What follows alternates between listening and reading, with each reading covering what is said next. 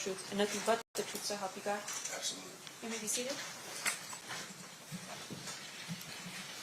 May I please have you state and spell your first and last name for the record? First name, M-A-L-C-O-L-M-G-R-E-E-N-I-D-G-E.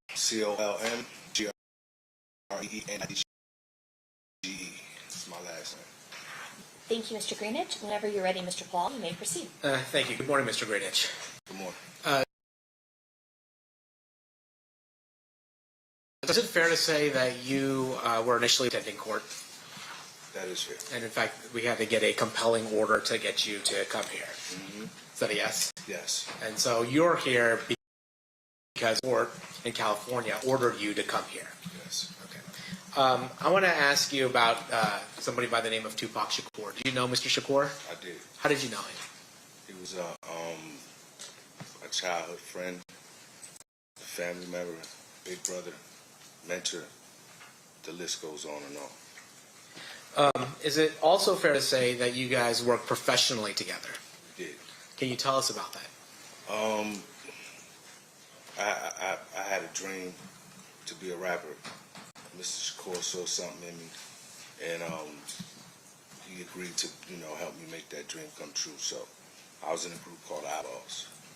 And is it fair to say that the Outlaws produced a number of CDs with Mr. Shakur and outside of Mr. Shakur as well? Released an album with Mr. Shakur. I'm going to direct your attention to the weekend of September 1996, specifically September 7th of 1996. Did you come out here to Las Vegas? Yes, we did. Why? It was a Mike Tyson fight out here that we were supposed to attend, and then there was a party performance afterwards. What vehicle did you come here in? We came here in the Lexus. It was Kadada Jones's car.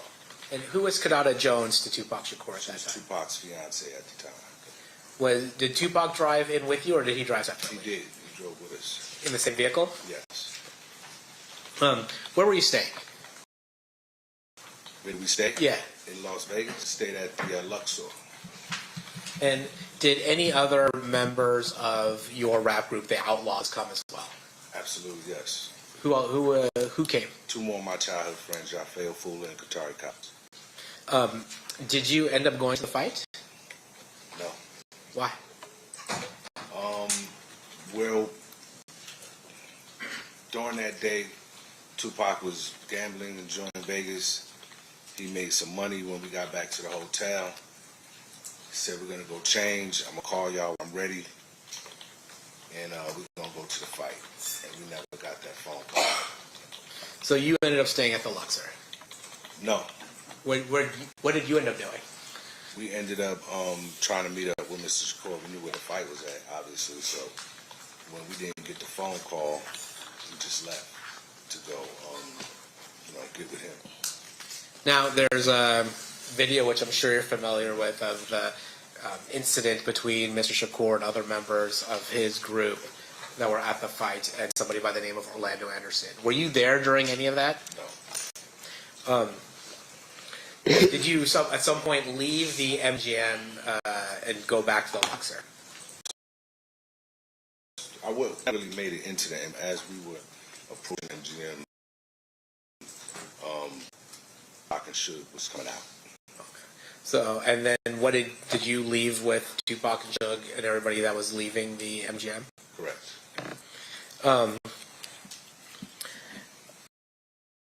Now you had mentioned a concert happened later that night. Was that at Club 662? Yes. At some point, do you leave to go to Club 662? We do. What vehicle did you go to Club 662 in? The same car I drove to Vegas in. And that was that Lexus? Correct. Was Tupac in the car with you then? No. What car was Tupac in? Tupac was riding in the car with Suge Knight. And who was Suge Knight to you? How did you know who Suge was? He was the CEO of the label that Tupac Shakur was signed to. And was that Death Row Records? Correct. Was there? Were you aware of there being more than two cars? Were there a number of cars headed towards Club 660? Caravan of cars. How many? I don't know. And position, where were you relative to Mr. Shakur and Mr. Knight's car? Right behind them. Now, I'm going to take you to the shooting. While you're stopped at the lights on Flamingo and Koval, does something happen? Yes. Do you notice a vehicle pull up next to Mr. Shakur and Mr. Knight's vehicle? But yeah. Can you tell us what you see? We were at a light. Mr. Shakur and Suge Knight was talking to some young ladies. We couldn't hear what they was talking about. When those young ladies pulled off, another car pulled up and started shooting at Mr. Shakur and Mr. Knight. And do you recall what kind of car that was? It was a light-colored white Cadillac. And do you recall, was it a two-door or four-door? It was a four-door. And when you saw the shooting, did somebody get out of the car and start shooting, or were they shooting from inside the vehicle? The shots came from inside the vehicle. And was it from the front or back seat? It was from the back seat. And did you see the arm or the gun or anything like that? The arm and the gun attached to that arm. And were you able to make an assessment of whether the person whose arm was out was white, Asian, Hispanic, or African American? In terms From my vantage point, they appeared to be African American. What's your reaction when you see the shots? I'm horrified. And I'm sorry, I don't think I asked this question. Who was in the Lexus with you at that point? Security, Frank Alexander, Yafael Fula, and Katari Cox. So, two of the fellow members of the Outlaws, and then a security guard named Frank Alexander. Right. What do you guys do in the immediate aftermath of the shooting? We started, and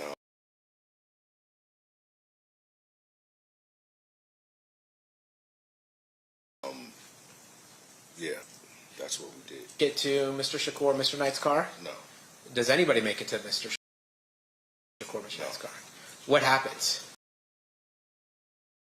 I'm sure pulled off, made a U-turn. Do you guys follow them, or do you drive someplace else? No, we followed them. And that's why do you guys have to make a U-turn? Does Mr. Knight's car stop ultimately on? It does. Are you following him to that intersection? You are. What happens when you stop at that intersection? We get out of the car to go check on Tupac. And are you able to make it to Tupac's vehicle? No. Why not? When we approached the car, Mr. Shakur said to me, get on the ground, they're going to shoot you. And when I turned around, it was a shotgun in my face. Who was holding the shotgun? Police officer. So what do you do? I got on the ground. Were you able to observe any of the injuries to Mr. Shakur at that time? I could not see the injuries to Mr. Shakur. Were you able to see any of the injuries to Mr. Knight? His head appeared to be bleeding. And how is it that you were able to see Mr. Knight's injuries? Because he was out of the car asking for help for Tupac. So then you're at basically the wrong end of a shotgun from a police officer and on the ground. How long are you in that situation for?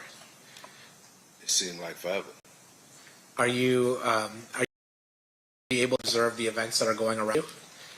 I can hear. And what do you see? Does medical ultimately arrive to help Mr. Shakur, Mr. Knight? And are they transported away from the scene? Right. And then at some point, are you asked by police officers to give a statement? I am. And do you give a statement? I do. it's fair to say, or is it fair to say, that you weren't able to see the faces of the people in the Cadillac? That's correct. And so you couldn't identify who was there, who was in the car? Silhouettes. I'm going to, Your Honor, may I approach? You may. I'm going to show you what's been previously admitted as grand jury exhibit number 150. Do you recognize any of the folks in this picture? I recognize two of them. Okay, and there's a mouse there. Don't click on it, but if you can drag it to the people you recognize and tell us who they are. That's me. That's Katari Cox. And Katari Cox was one of the other artists who was part of your... Correct. Of course.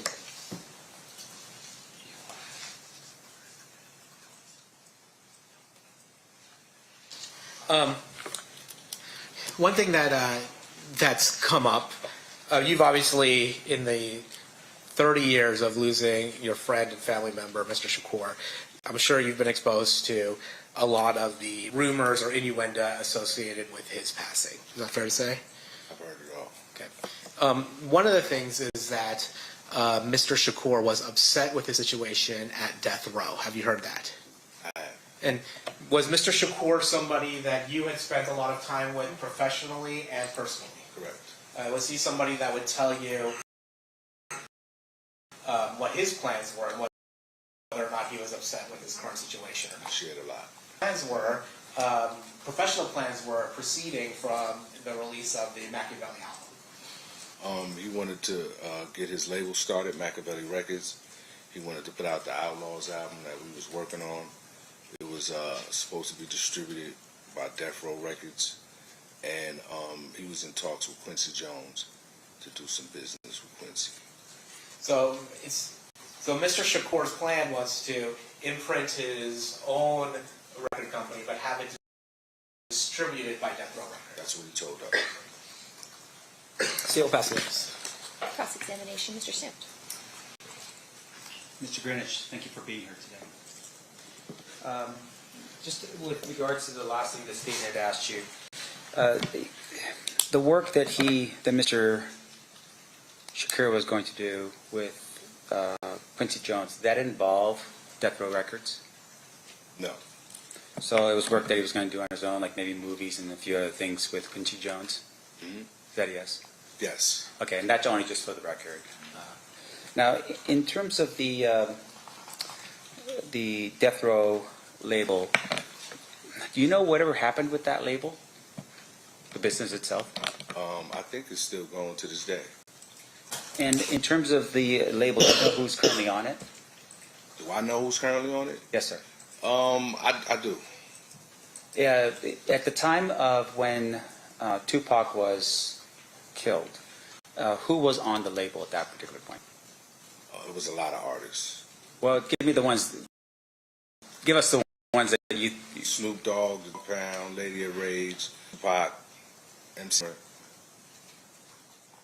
So, for instance, with Snoop Dogg, did he at some point, is he still currently on the label as far as you know? Is he currently on the label? Yes, sir. I'm not sure what label Snoop Dogg is on.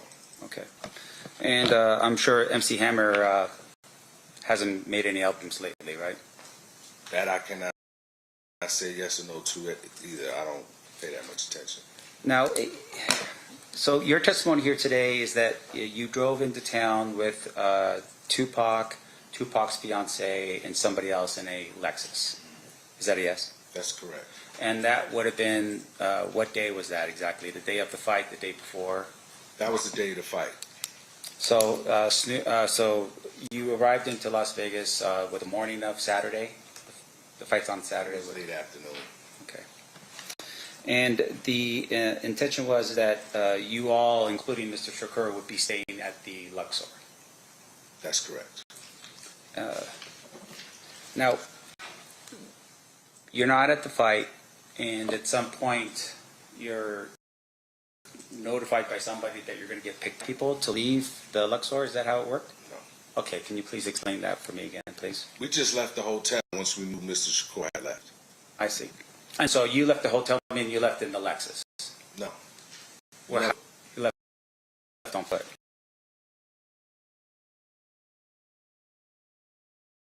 Now, when you left on foot from the Luxor, was that after the fight? I don't know if the fight was over or not. We don't know if the fight is over or not. We're just on our way And to where? meet with Mr. Shakur Okay. And where did you go to meet with Mr. Shakur? at the MGM where the fight was. Okay. And did you arrive at the MGM at some point? Yes, we did. Did you meet up with Mr. Shakur at the MGM? Mr. Shakur and Mr. Knight were coming out as we were going in. Okay. And when you say coming out, we're talking about coming out of the property itself. Correct. So when that happened, what did you do next?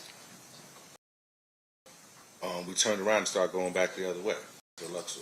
All right. So you all returned back to. Correct. And was there a plan at that particular point to do anything? Get dressed. And what was the purpose of getting dressed? Mr. Shakur had a performance to do that night. I see. And do you know where the performance was? It was at Club 662. Okay. And do you know where the location of Club 662 is? I do not. All right. So everyone got dressed in their separate rooms? Yes? Correct. And then you came back down and you were picked up by somebody, or did you just drive your own vehicle? We were in a Lexus that was belonging to Kadada Jones. Tupac Shakur and Suge was in Suge's car. All right. And you said there was a caravan of vehicles. I think the question was asked, do you know how many vehicles was in that caravan that came through the Luxor? I do not. All right. But in terms of where you were in relation to Suge's vehicle, how many vehicles back were you from Suge's vehicle? We were directly behind them. I see. And then when you leave the Luxor, where did you go next? We went to go head to Club 662. That was what I was told where we were going. Okay. But what did you eventually end up with Suge's residence? Suge's Yeah. residence? Okay. So even though you said, okay, we're going to go to Club 662, ultimately, you actually went to Suge's residence first. Correct. All right. And do you know what the reason was for that? I don't. Detour? But, and fair to say, since you've been to his residence, it's a gated community? I don't remember how we got in. I don't remember if it was gated or not. Okay. And when, but you were there at Suge's residence, and at some point the caravan leaves Suge's residence and then starts heading towards 662. Correct. All right. Now, on the moment of the shooting, your testimony is you saw what you believe to be a white, was it a white Cadillac? Correct. Now, do you recall giving a statement to police officers that same morning or so that you thought it was either going to be a white or cream-colored Cadillac? You didn't know for sure? I don't remember what my statement was 30 years ago. So would a review of your statement help refresh your recollection as to what you told the detective that night? If you have that available.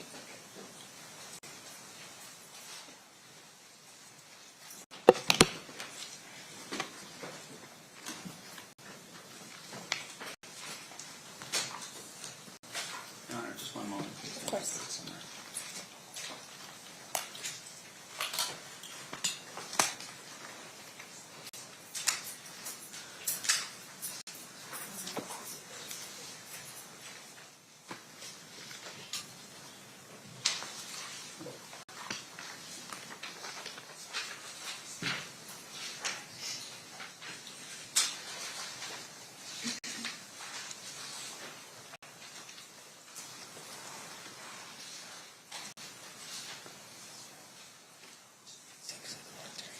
May I approach, Your Honor? You may. May I have leave to wander the courtroom freely? Sure. Thank you.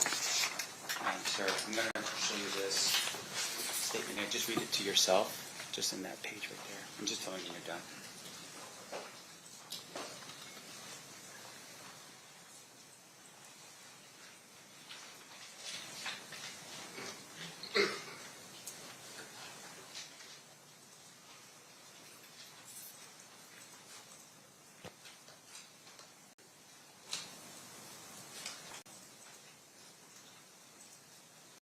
Okay.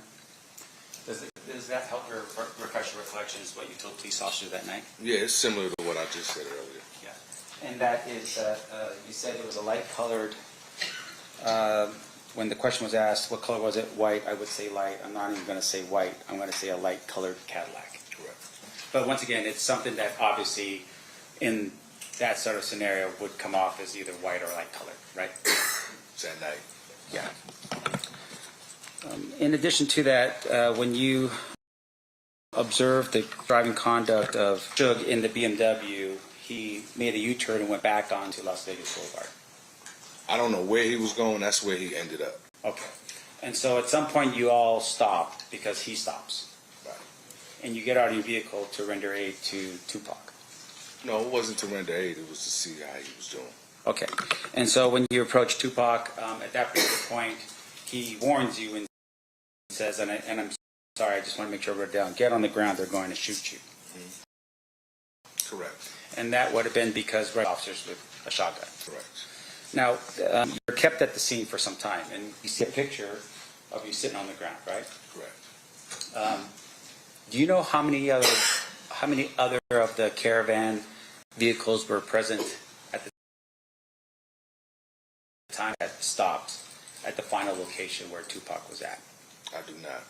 Was it the same amount as what you had in the beginning when everyone was going to Shook's residence? I could not tell you. I have no further questions, John. Okay, and Thank you you. redirect Mr. Polak. Nothing for the state, Your Honor. Ladies and gentlemen of the jury, are there any questions for this witness? Please raise your hand if you have any. All right, seeing none, thank you so much. Oh, we do have one, sorry. Jumped the gun on that.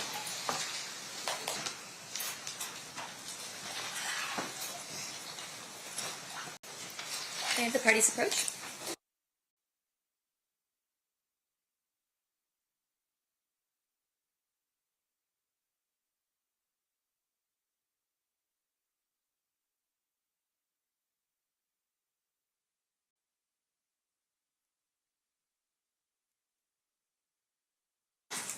All right, Mr. Greenwich, I have a question from one of our jurors for you. Were shots ever fired from your crew toward the attackers? Not that I know of. Okay.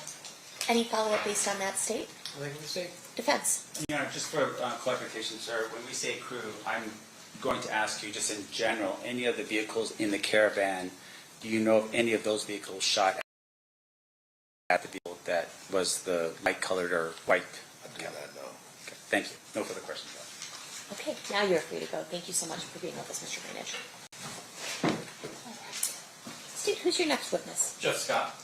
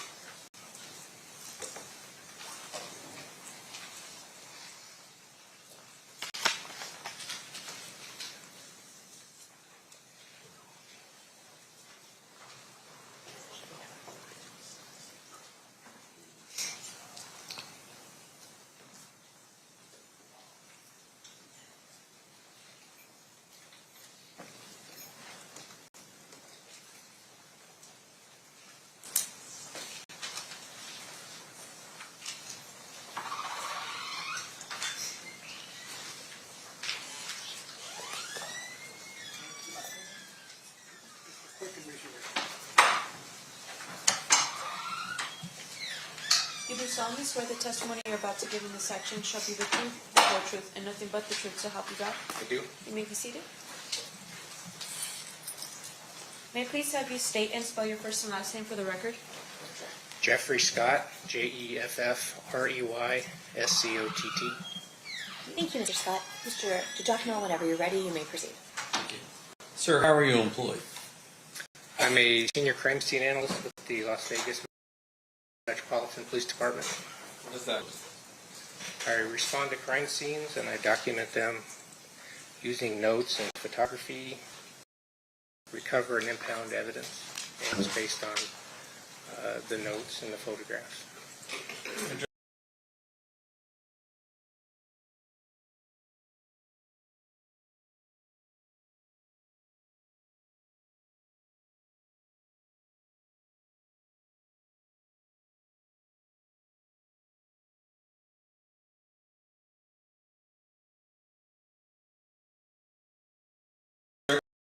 your attention to July 17th of 2020.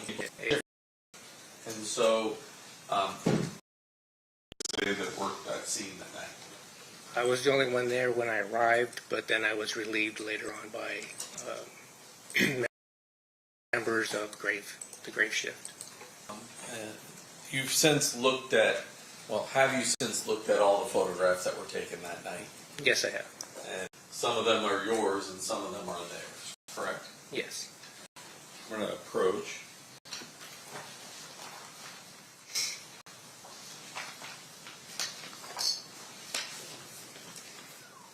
You can also wander the courtroom freely, Mr. DeGiacomo. Thank you. First set I'm going to show you is state's proposed 193 through 107.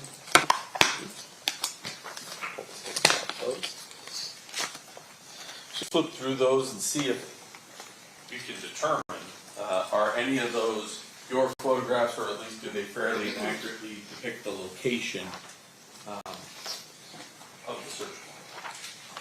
Mr. DeGiacomo, can you clarify for us which numbers you're introducing? You had said 193 to 107. I'm having them just look at 193 to 107. So 107 to 193. No, I'm sorry, 93 to 107. Okay, thank you. Sorry, I didn't realize My that clerk for was one. very confused.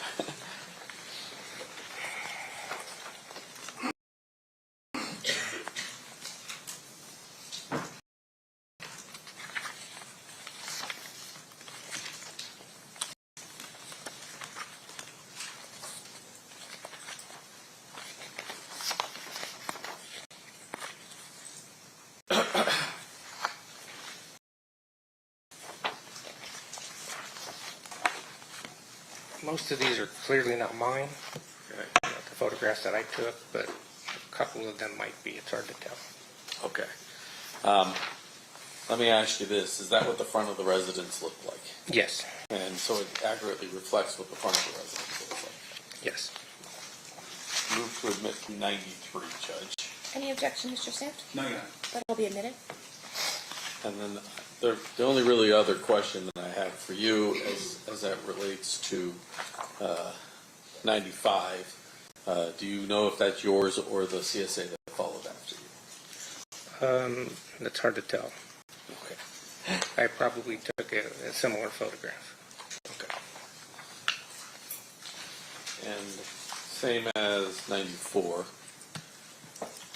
That one I'm pretty sure is not mine. Okay. So I'm just going to move to admit 93 and 95. Well, 93 is in. Move 95 in. Any objection to 95? No, Your Honor, and just for the record, I won't object to the admission of the photographs that were taken at that particular scene by either crime scene analyst, just to move the process along. So then the others will be admitted via stipulations, or and then 96 through 107? Correct. Okay, those will be admitted via stipulation. Thank you, Your Honor. No problem, thank you. Now, within that garage, showing 155, there was a Dodge Caravan, Dodge Charger, Challenger. Challenger. Yes. And does that accurately reflect that Dodge Challenger? Yes. Showing you 156, does that accurately reflect an item of evidence that you collected out of that? Yes, it does. And then 157 through 159. Take a look at those. Is that the 3 sheets of paper that you collected out of that? Yes, they are. Okay. I'll move to admit, I know he doesn't object, but 155 through 159. Any objection to those? No objection. Okay, those will be admitted.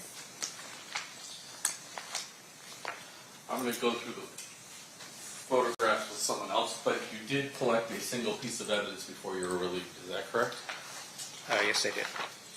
I'm showing you what's been previously marked as State's Proposed Exhibit number 138. Take a look at that.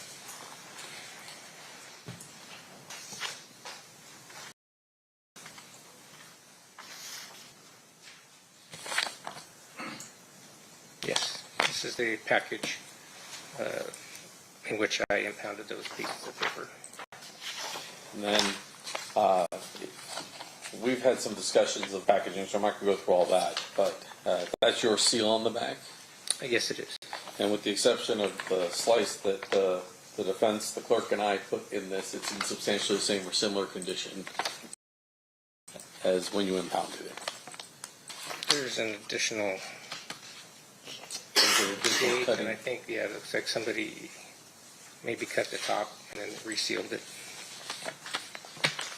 And if I were to tell you that was on 4/23/26, does that look accurate to you? Yes. If you open this, you'd expect to find those 3 pieces of paper you photographed, right? I would. Showing you what's marked as 138A. Are those the 3 pieces of paper? Yes. Move to admit 138 and 138A. No objection, Your Honor. So admitted? Thank you.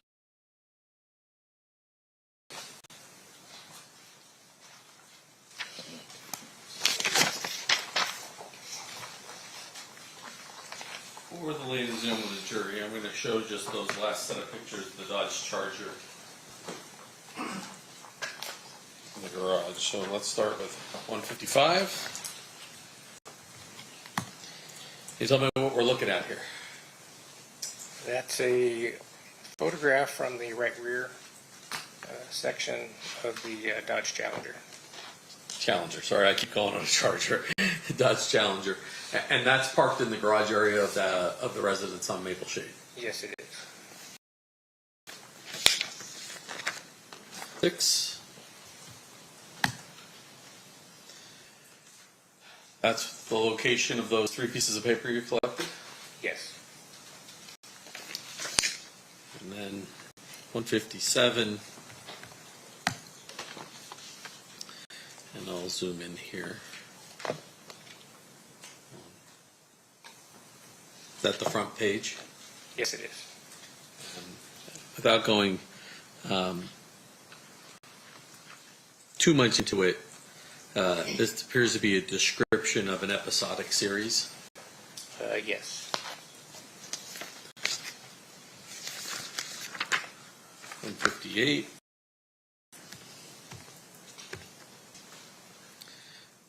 Oops.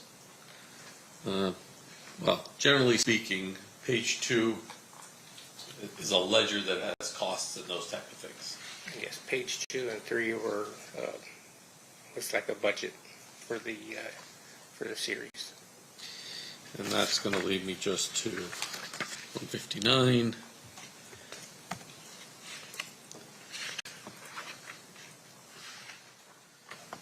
Appears the total budget was slightly under $1 million.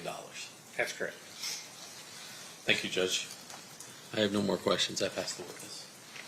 All right, cross-examination by you, Mr. Smith. Thank you. Sir, just real quick, I heard the word. What's episodic? What does that mean? Episodic? Yeah. To me, it means occurring occasionally or regularly. And that's what you saw on that first piece of paper, right? Yes. And your testimony here today really is that you located that piece of paper and you captured it as part of your experience and training as a crime scene analyst. The detectives executing the search warrant located it and then had me come photograph it, and then I impounded it. Okay, and just for the jury so they understand what your role is typically in a search warrant is that you're summoned to the scene to conduct an investigation or at least a search of an area based upon what the detective or primary officer tells you is the intent of the search, but your own search as well. Fair? It depends on the type of call, how much direction that I'll be given, or I'll be doing it myself. And with regard to this particular situation and this specific search, you were apprised prior to the search warrant being executed that this was going to happen on this particular day? Yes. And so the meeting that typically takes place where you arrive on a scene where a crime had just been committed, where everyone sort of gathers around, they have a conversation of what they're trying to look for. That meeting took place before the knock on the door and the execution of the search warrant. Yes. Now, in this regard, you understood that what you were going to do was walk in to look for certain things of evidentiary value, right? Yes. Can you tell the jury what things you were looking for of evidentiary value? I didn't have a list of items that we were looking for. I just knew that I was there to document whatever was recovered. And the document that we just saw here, that was something that you did not locate, one of the detectives did in this case. That's correct. Now, do you recall who the primary detective was that was responsible? Detective Mogg. Cliff Mark. Yes. Yes. Okay. Were there any other detectives on scene besides Cliff Mark? There were several, but I don't remember their names. Right. Now, with regards to what you do as a crime scene analyst, fair to say that you are operating under a search warrant. Yes. And a search warrant is a document that allows for law enforcement to go into someone's residence to look around. That's correct. And in this particular regard, though, as a crime scene analyst, you're not the one who actually applies for a search warrant, right? I did not know. That would be something that would go through, in this case, the primary detective for this particular search. Yes. That would have been Detective Mark. Yes. Now, into what you were doing in this case, you searched what parts of the house, if you can recall? I photographed the entire house. I did not search. Again, I was there to document what the detectives found in their search. Okay, and in your training and experience, do you have a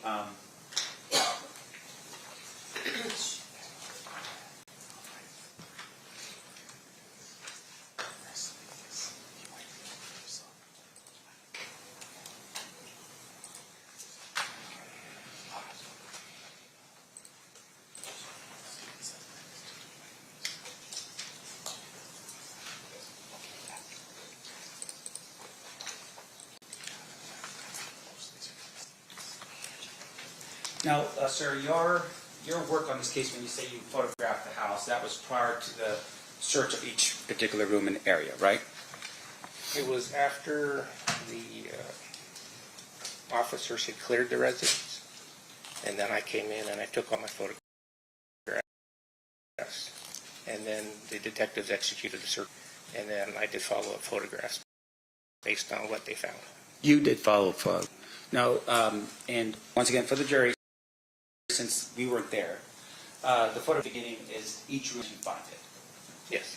And then the photographs that are taken after the search is each room as you find it as well. I didn't photograph the entire house again. I photographed the items that the detectives located, wanted me to photograph, and then some items I impounded and some items I did not. Gotcha. And in terms of photography, was there another crime scene analyst that arrived on scene that took additional pictures outside of the ones that you did? Yes. Do you know who that was? There were 3 members from Graveyard. It was King, Fellabom, and she was Finn at the time, but she's West now. Okay. And those are the crime scene analysts that would have taken pictures of how each room looked like after the search. I'm not sure what they did. Did you take any photographs of any bins of photographs found at the scene? I don't recall taking photographs of the contents of bins. Let me just show you here, Your Honor, may I approach? You may.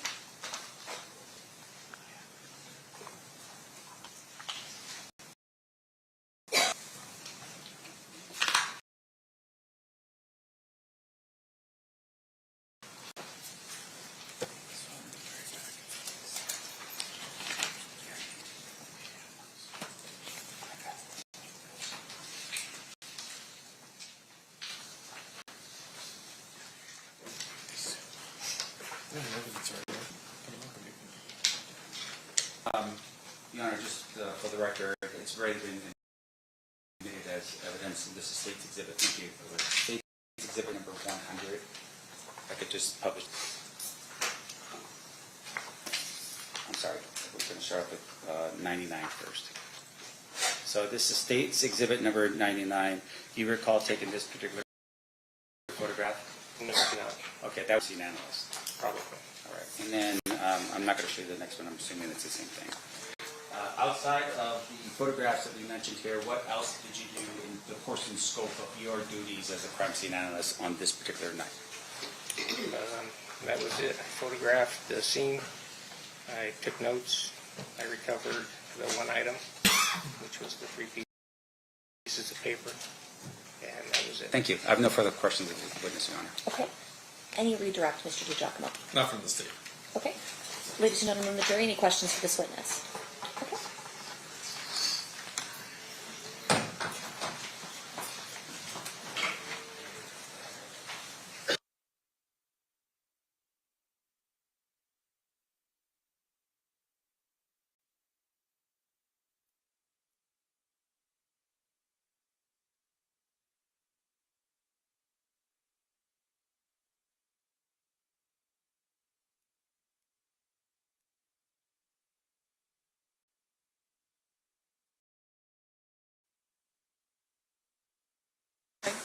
All right, Mr. Scott, question from one of our jurors. What piece of evidence were you expecting to find in a location that was different from 30 years ago?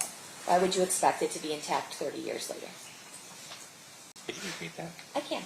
What piece of evidence were you expecting to find in a location that was different from 30 years ago? Why would you expect it to be intact 30 years later? Not sure I fully understand the question to find anything. I was just there to respond and document and photograph what the detectives were interested in. Okay. And I don't really understand the second part of the question. Mr. DiGiacomo, any follow-up? No. Any follow-up? No, Your Honor. Okay, thank you, Mr. Scott. You are free to go. Thank you. State who's your next witness. Stevie Fellowon. Stevie. Stevie.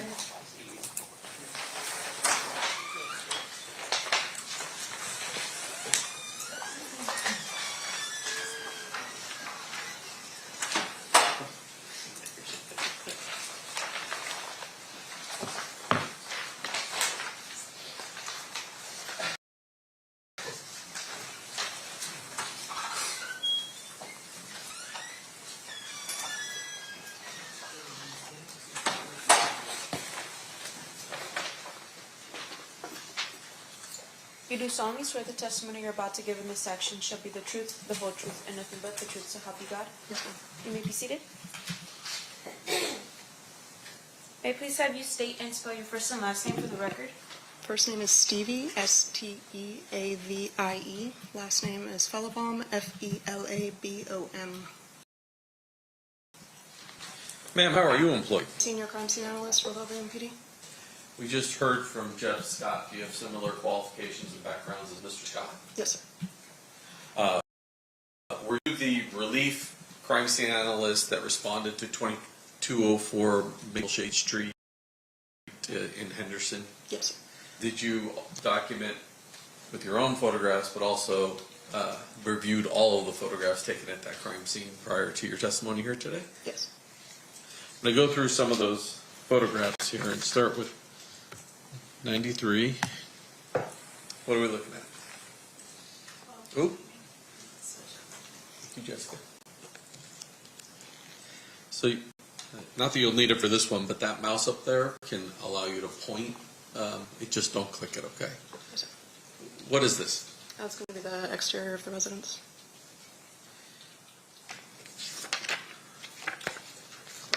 I guess we should go, I'll do 95 first. 95. What does this appear to be? The northeast master bedroom. And then 94 is a shot from the opposite direction. Yes. Sitting on top of that case over here,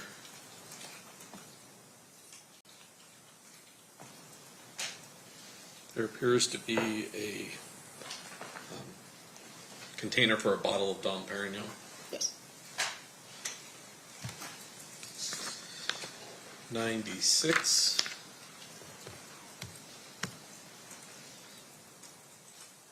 What are we looking at? That's going to be the dresser on the opposite side of the same bedroom. And at the bottom here, There were several books pulled out when I arrived. One of them is Compton Street Legend. One of them is Murder Rap. The last one is The Confused Mind of a Drug Dealer. Yes. Is that a yes? Yes. In addition, 097, was there a Vibe magazine? Yes. Did you wind up collecting the Compton Street Legend and the Vibe magazine? Yes, sir. Now in the garage, 098,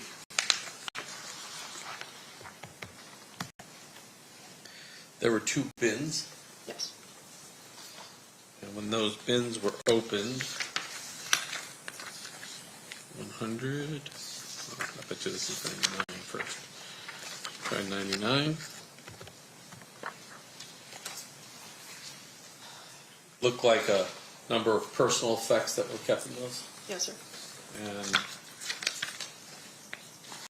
number 100. The bottom one also had a bunch of personal effects. Yes. Do you know what happened to those 2 containers at the scene? The detectives recovered them. So detectives took those 2 bins and left the scene with them. Correct. This is exhibit number 101. What are we looking at here? That was a jacket in one of the closets. And on the left, well, I guess we'll zoom in just a little bit.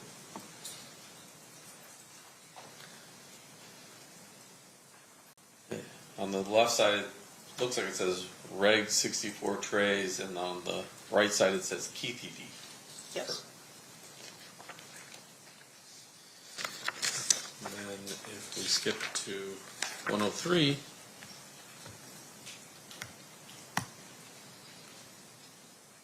the back of it says Southside City of Compton.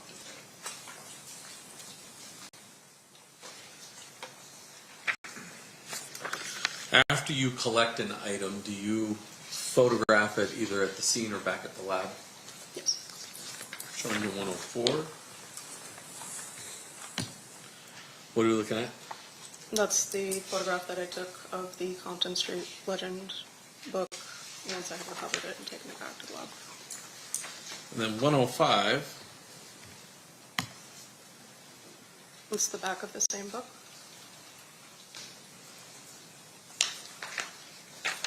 106. That's the copy of the Vibe magazine after I had recovered it and taken it back. And 107. It's the date and barcode on the cover. So it looks like the November 96 edition of the Vibe magazine. Correct.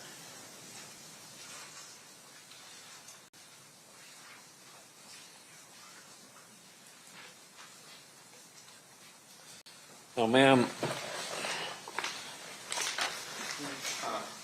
Previously opened off these, but let me show you. State's proposed exhibit number 148.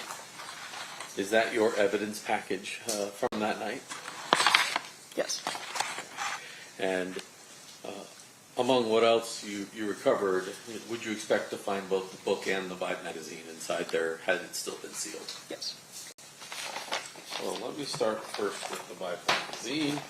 This is State's proposed exhibit number 140. And which is, do you recognize the bag on the outside? Yes. And what is that?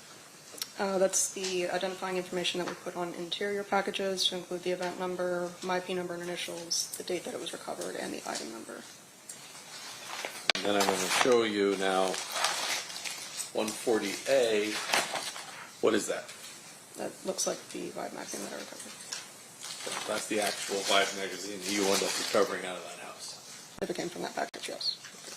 Move to admit 140A. Any objection? No objection. So admitted? I'm going to show you the outside of this. This is, 139. Do you recognize that? Yes, same identifying information, listing it as my item number too. And then if we pull that item out, what would you expect to find? the Compton Street legend book. Showing it to you, 139A, does that appear to be the book? Yes.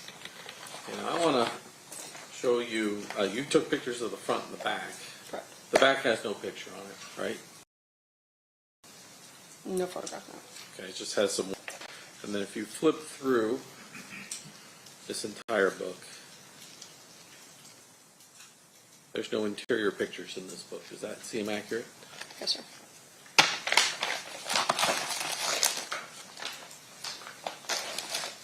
Because I moved in 148, correct? No objection? Oh, I think I did move They it. already moved in? Okay, thank you. I think the rest of this, we've agreed we're not going to move it. So Understood. I would pass this. You may cross. Thank you, Your Honor.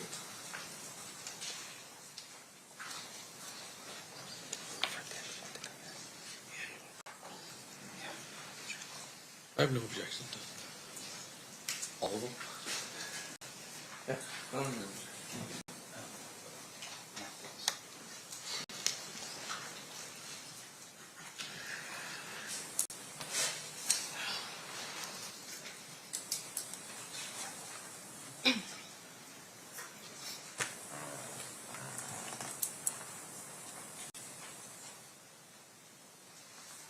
Ms.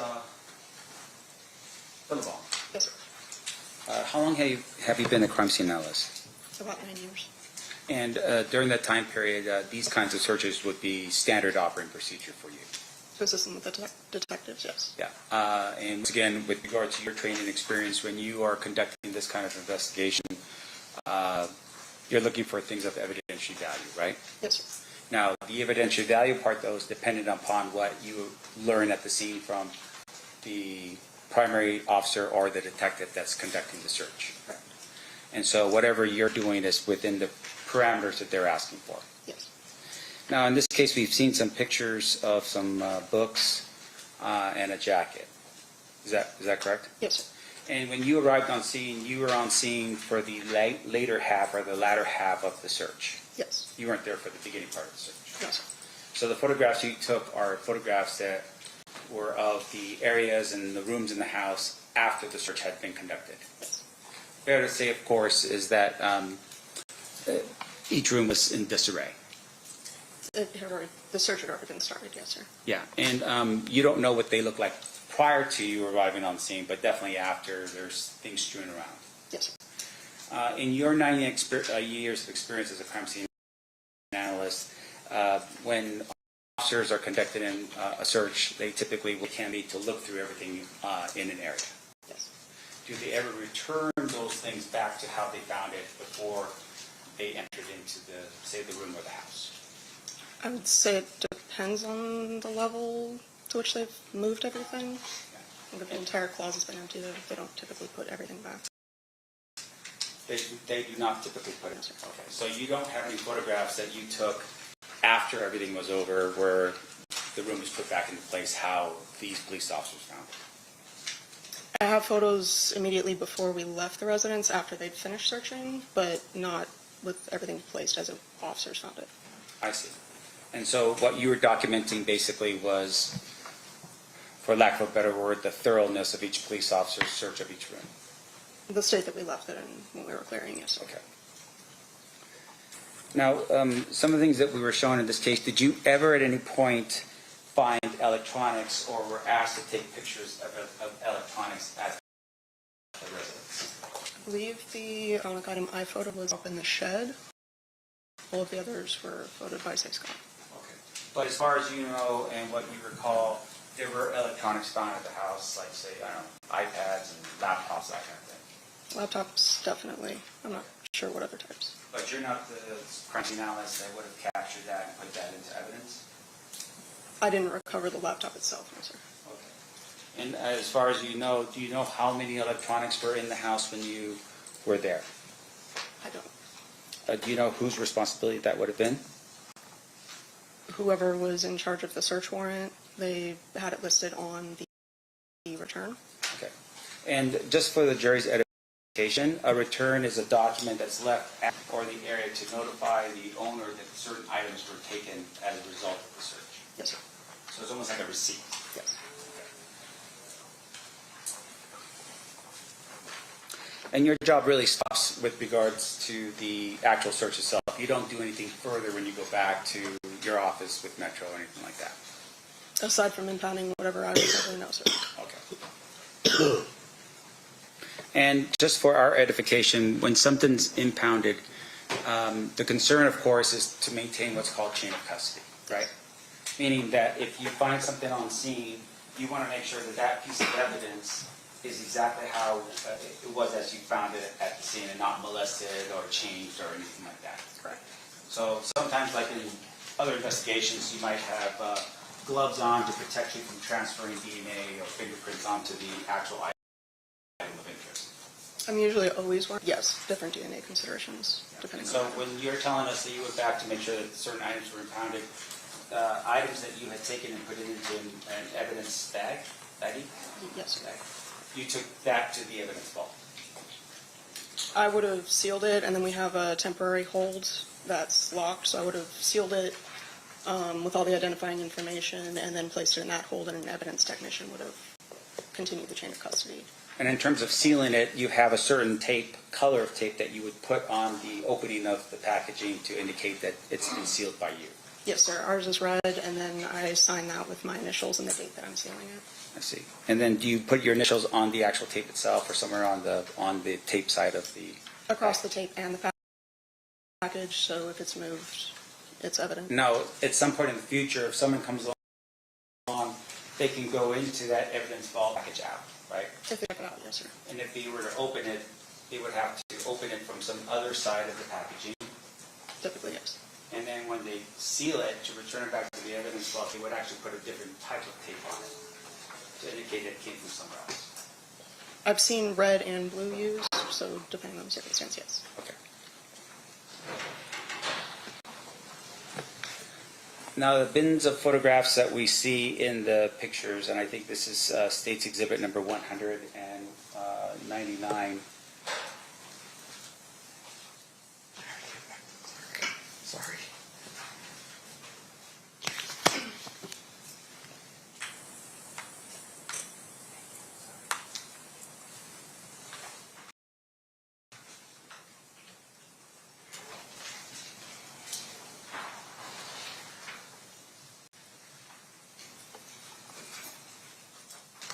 Showing you what's been marked already as State's Exhibit number 100. This is one of the photographs you took. Yes. Did you rifle through or look through those photographs to see what was in them? I did not know. That would have been somebody else's responsibility. Yes, sir. You're just there to take the picture of what was in it. Yes, sir. Now, showing you what's been marked and admitted as State's Exhibit number 99. Is this the other bin that was in the garage that you took a picture of? Okay. Once again, these are bins that you are directed to by detectives to take pictures of. Okay. Showing you what's been marked and admitted as State's Exhibit number 98. Do you see over here on the top right, these are the two bins over here that we're talking about, right? Yes. Do you see this bin over here? Yes. Did you ever take a picture of what was inside that bin? I don't believe so. Okay. So the what we have in terms of evidence in this case would have been the State 9 and 100, but not Exhibit number 98. I'm sorry, what's your question, sir? Meaning that we have the open bins for this would be 99 and 100, but not for this particular bin over here. As far as items recovered, yes. Okay. Yes.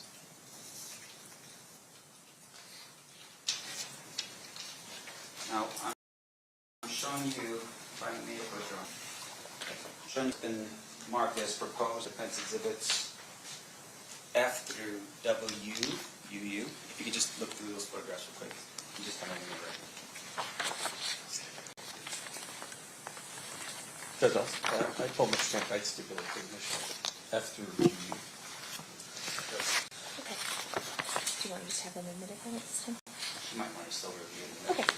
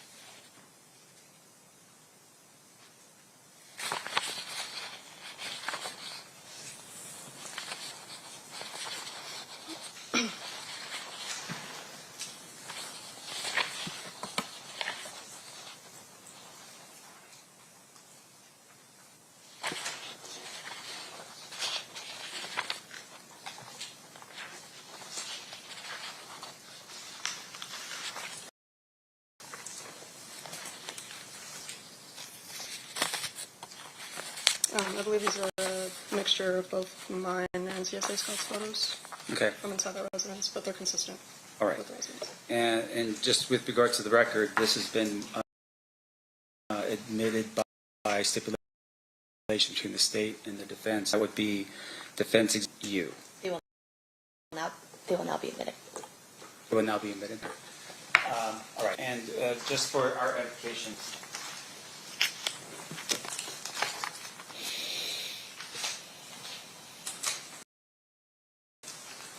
Sean, you just for this would be defense exhibit G. Here you can see what we're talking about. This would have been a photograph taken after the search of the house. I believe so, yes. Defense exhibit I, as in Isaac, is that another photograph taken after the search of the house? It appears so, yes. This is defense exhibit J, another photograph taken. Yes.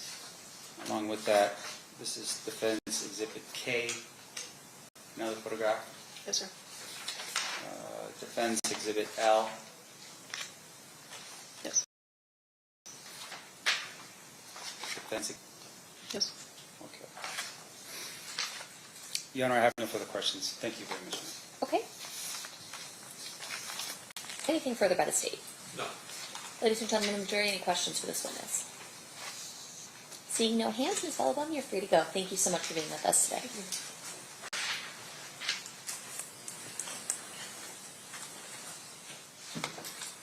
State, who's your next witness? Justine Gaddis.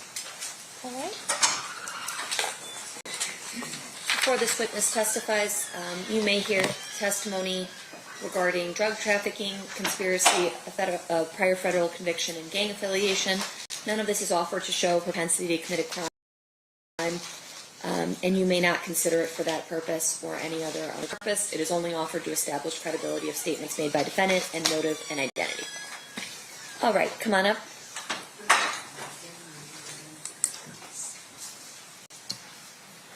You do solemnly swear the testimony you're about to give in this section shall be the truth, the whole truth, and nothing but the truth, so help you God? Yes, I do. You may be seated. Thank you. May I please have you state and spell your first and last name for the record? Justine, Justigatus. Thank you. You may proceed, Mr. Duane. And how are you employed? I'm a homicide detective with the Las Vegas Metropolitan Police Department. How long you been with Metro? Coming up on 20 years. I've been in homicide for over 8. And can you describe how homicide is set up at the Las Vegas Metropolitan Police Department? So we have 4 teams that work active calls. Each team has 6 detectives, and each of those 6 basically would kind of rotate all throughout the entire bay of detectives, order as it just kind of comes down the line. Back in 2023, were you assigned to a particular squad? Yes, I was. And who was your sergeant? Back then it was Igor DeCaro. Is he still your sergeant today? Yes, he is. And on your squad, was there a person by the name of Cliff Mogg? Yes, sir.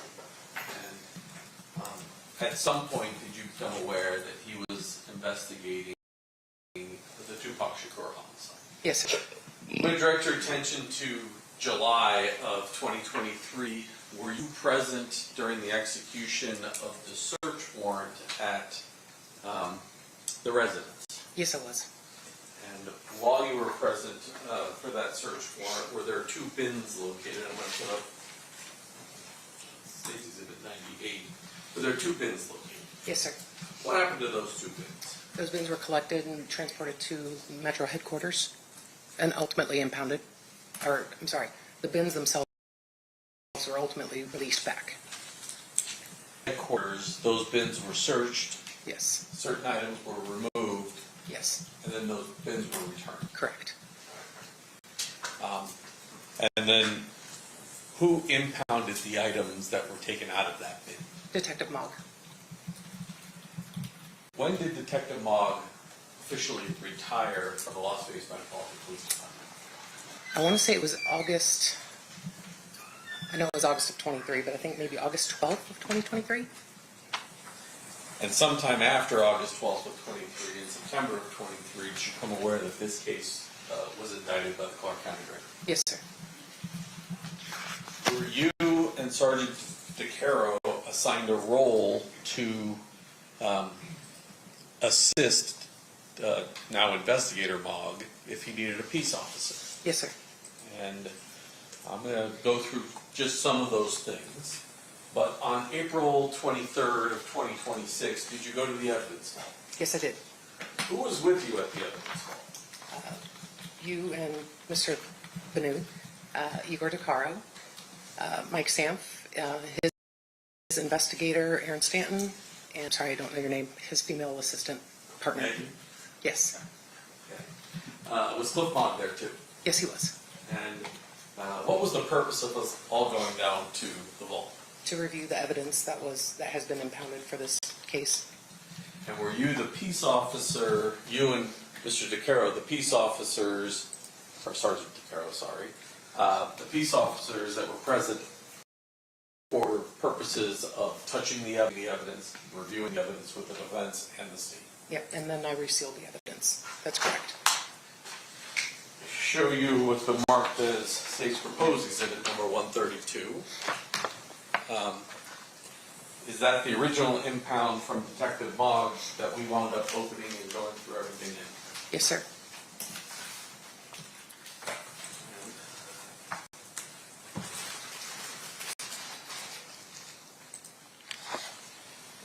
I'm going to go through all these. This one I'm going to do last because there's a lot. Showing proposed exhibit number 135. Was that an item that was in this impound package? Yes, sir. Move to admit 135. Any objection? No objection. So admitted. Showing you what's been marked as state's proposed exhibit 136. Is that an item that was in there? Yes, sir. Now, state 4 is a package. It's a proposed package. Which one should look through there? We're 134A, B, C, and D, all within that package. Yes, sir. Move to admit, I guess I should do 134 and A through D so we have the... Any objection? No objection.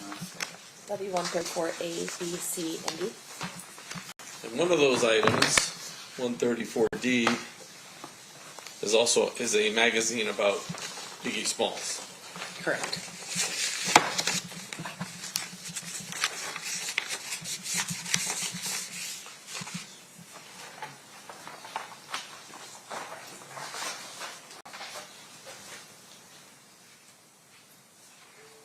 There were some miscellaneous items that I think we are all putting in 133, but I don't have a cover for 133. Madam Clerk, is there any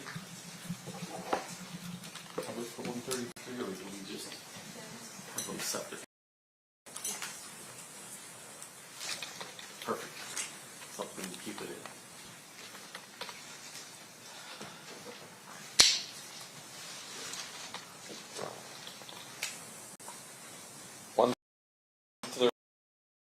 I think is technically that there's a Lakers ticket that's marked. Yes. That was in there? Yes, sir. 133A, E, C, D, E, F, G, H,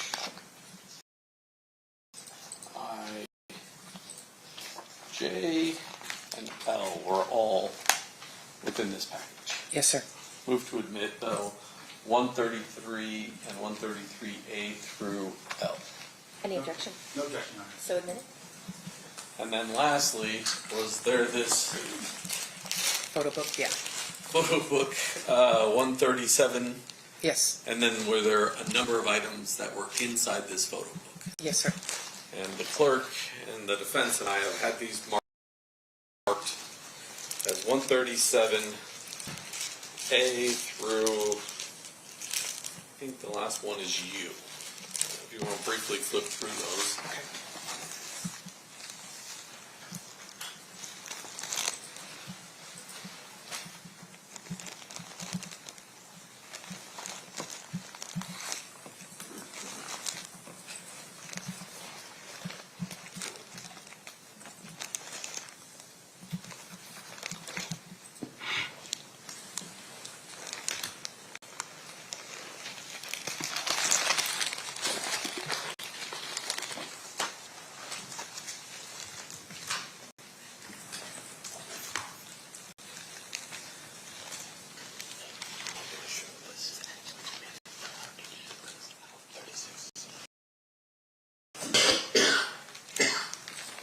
I believe I offered. Yes, it's not. It is not. Oh, I think your analysis was in there. Yes, sir. Move to admit 136. Any objection? Objection. So admitted. All of those were within this, call it scrapbook for lack of a better term. Yes, sir. So I want to go through some of these items, and if you can put it on the overhead.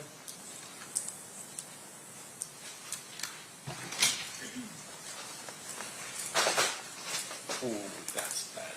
All right. This item 136. Yes, Mike. Oh, actually, I think we should put them here, because otherwise it's just going to slide.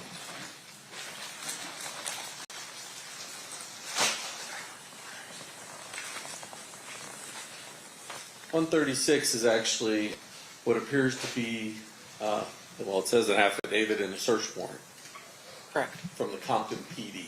Yes, sir. And it appears that it's dated May 27th of 1997. Correct. It appears that it's at 1524 South California Ave in Compton. Yes, sir.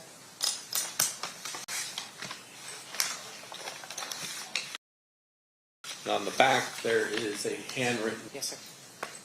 One of the items that was recovered, it says number 4, money due bill for the Monte Carlo Casino. Yes, sir.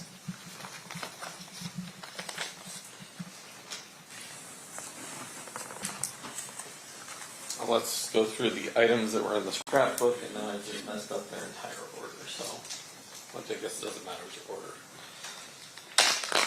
Let's just show some of the newspaper articles. So, State's Exhibit number 137H. I'm sorry. You said 137? 137H. Did we? I don't have that listed as read, just. Isn't everything 137 and 137A through you? You listed it, but you didn't Yes. ask for it to be admitted. It'll be admitted at the time. Thank you. No objection, Your Honor. Okay, perfect. By stipulation. This appears to be an article about Mr. Shakur's death. Yes, sir.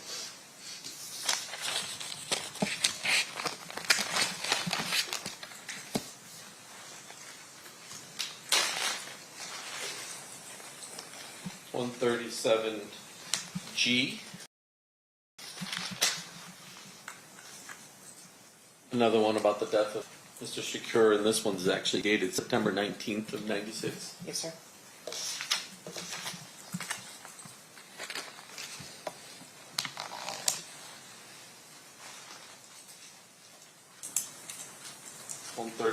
U.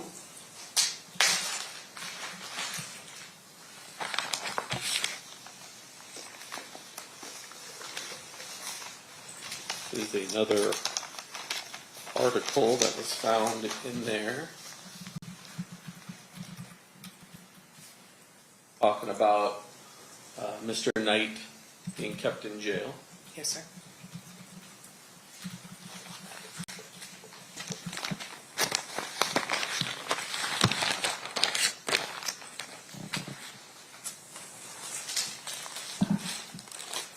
.137 appears to be in a newspaper article about a bad rap for new artists. That's correct.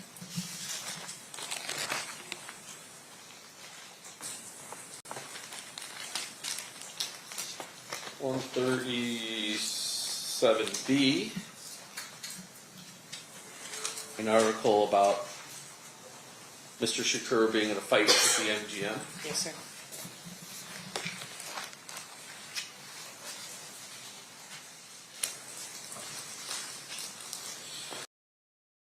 One 137C, an article about a death row exec didn't leave from September 14th of 1990.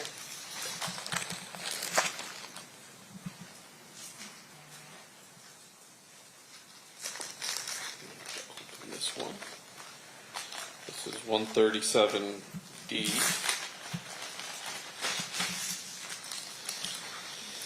I don't want to peel it back, but I guess we can peel that back. It appears to be the community mourns, and there's a picture of his death is going to send a strong message to the rap community. It looks like an article about death in the rap industry. Yes, sir.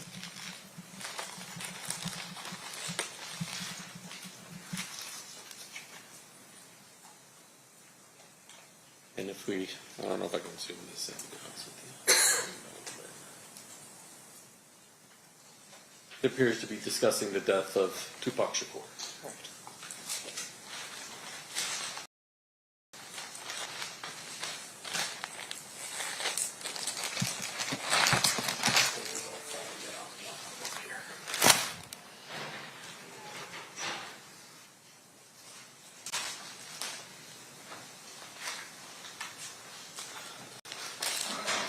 One 137E, star rapper Tupac Shakur badly wounded is a newspaper article. That's correct. And are you aware that Tupac Shakur died on September 13th? Yes, sir. So this appears to be prior to September 13th. Yes, sir.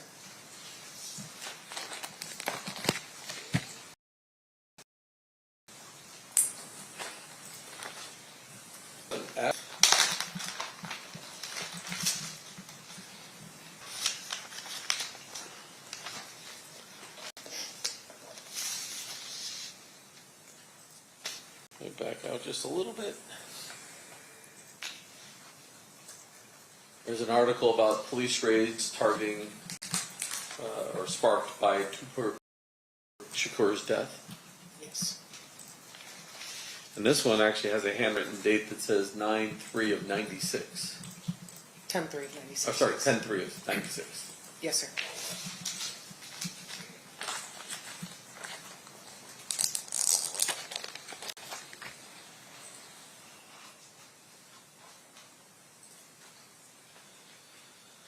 One 137I.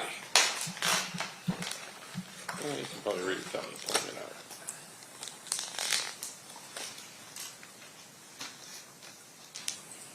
This one is rappers and Muslims gather for peace, and it's dated September 23rd of 1996. That's correct.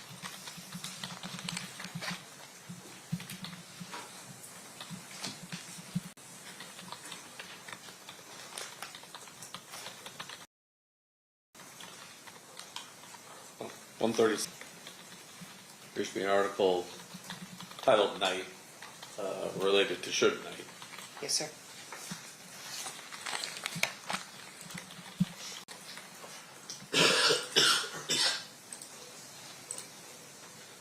Hold up to see the whole thing. 137K.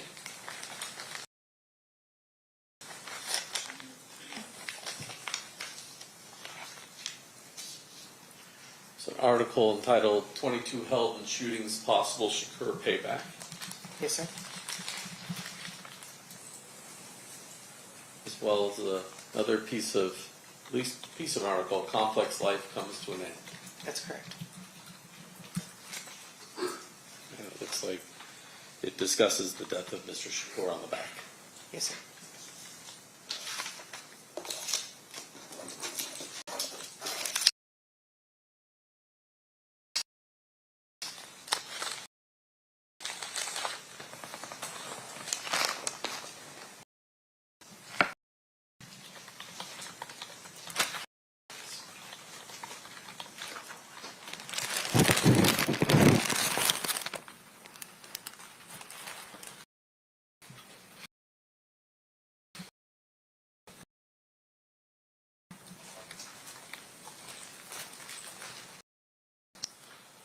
137L.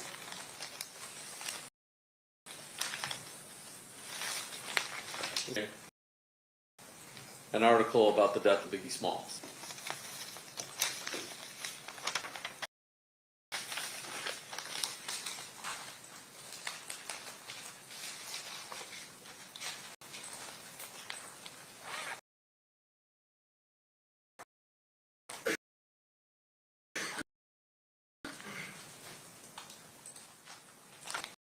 Okay. Or sorry, 37M. This one says, man who were on videotape is... Correct. If we zoom in, it discusses the arrest of Orlando Anderson for a different crime, as well as discussion of retaliation in the neighborhood. Yes, sir.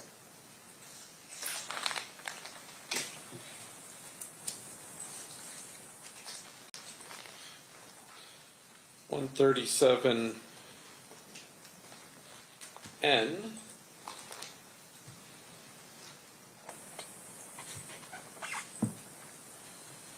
There's an article about gangster rap performer Notorious B.I.G. being slain. Yes, sir.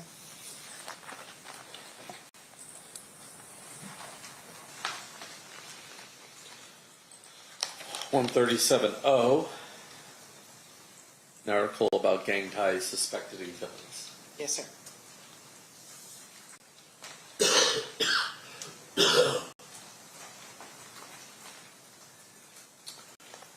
137P.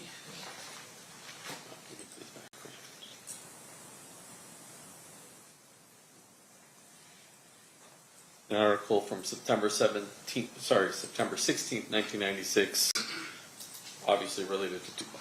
Yes, sir.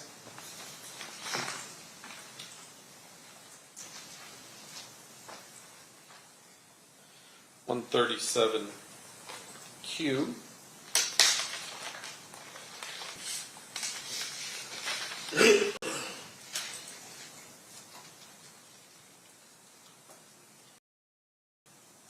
This is about a rap contending detective lie. Yes, sir. And it starts off with, they seek dismissal of judge's ruling in probation case saying Las Vegas investigator committed perjury about Marion Suge Knight's alleged role in the assault before Tupac Shakur slaying. Yes, sir.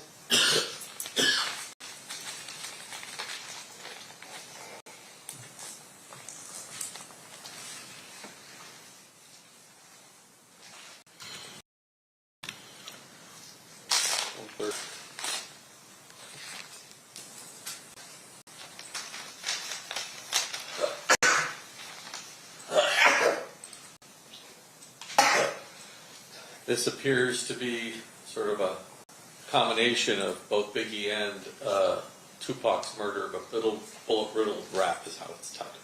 That's correct. And then it says, is the rivalry escalating despite so-called truce? That's correct.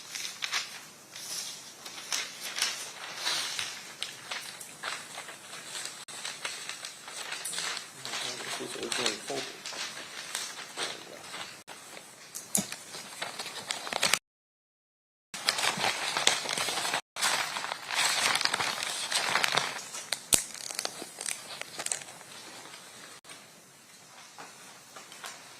Just a couple more, detective. 137S.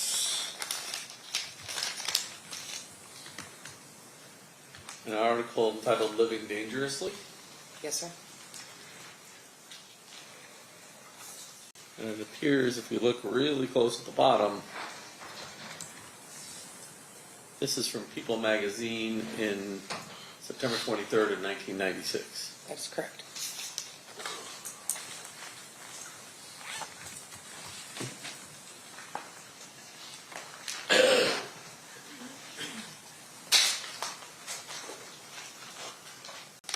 (137T), the last on this one. An article entitled, on March 10th of 1997, No Easy Answers for Violence in Gangsta Rap. That's correct. Now, in addition to being the, let's call you impounding officer at the vault on April 23rd, did there come a point in time when you went as a law enforcement officer to California to interview certain individuals? Yes, I did. Do you recall the interviews of individuals? Yes, I did. Can you tell me who they were?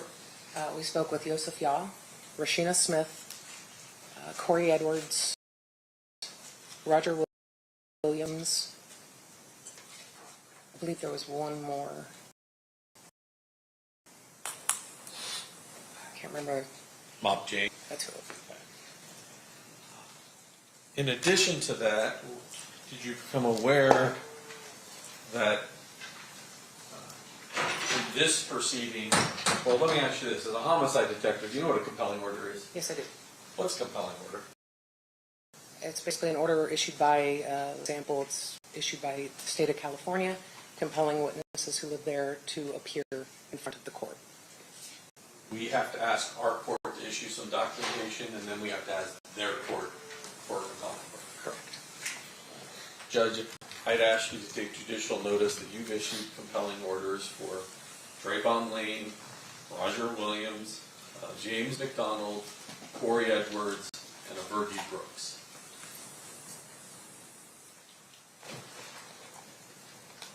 Let me make sure I have all those, actually. All right. There might be a sixth one, actually. Oh, Malcolm Greenwich would be the sixth one. All right.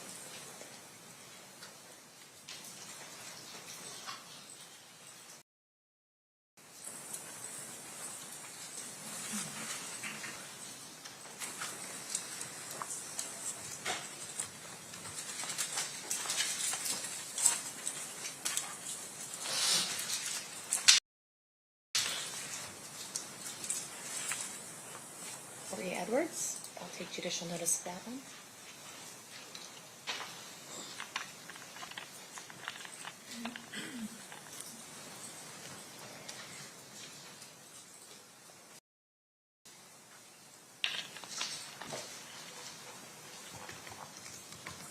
Roger Williams, I'll take judicial notice of that one.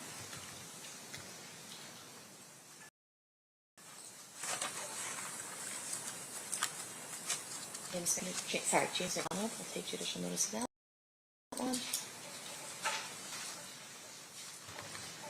And then there's another block of them a little later. Correct. I think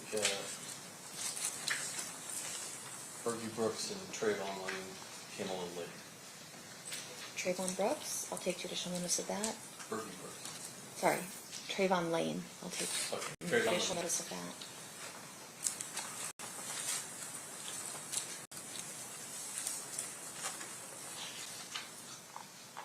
And, all right, Virgie Brooks. And then recently Malcolm Greenwich. Recently, Malcolm Greenwich.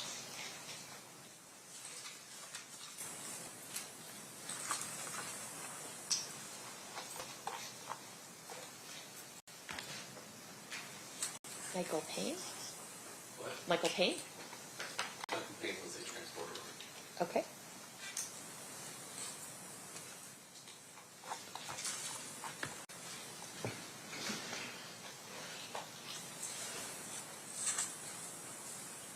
Malcolm Greenwich. All right. I'll take judicial notice of that. Of all six. Yes. So, Did you become aware that certain of those six individuals weren't cooperating even though they had been papers out of California? Yes, sir. And so did you coordinate with anyone to assist California authorities in locating these individuals? I did. Oh, and let me back up. There was also someone in New York that there's a compelling order for, correct? I'm not sure if the order was served or issued, but yes, I know the individual in New York. Did you locate someone by the name of Anthony Gomez in New York? Yes, sir. And he is currently on probation. Correct. And there's an effort to locate what jurisdiction he was in order to get a compelling order? Yes, sir. All right. What did you do with cooperative despite the California authorities ordering them to come to Nevada? We went up on their phones, which means we received orders to where we can ping their phone location to try to identify where they were specifically at. And for those people, well, how many pens do you think you did? I think about 5. And do you remember which 5 you had to do pens on? Corey Edwards, Fergie Brooks, Roger Williams,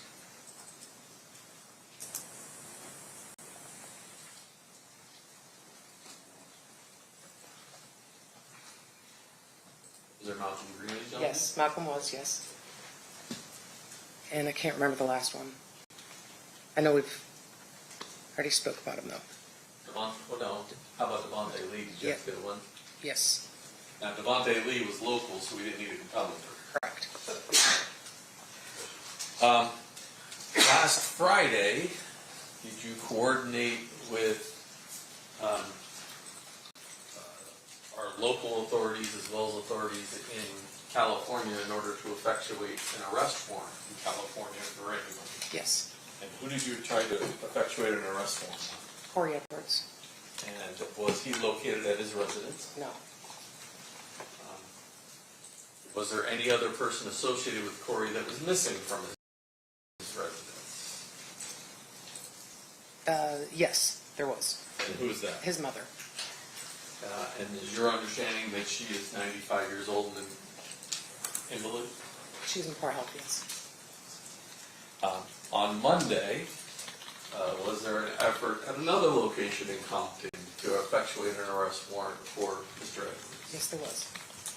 And was that successful? No, sir.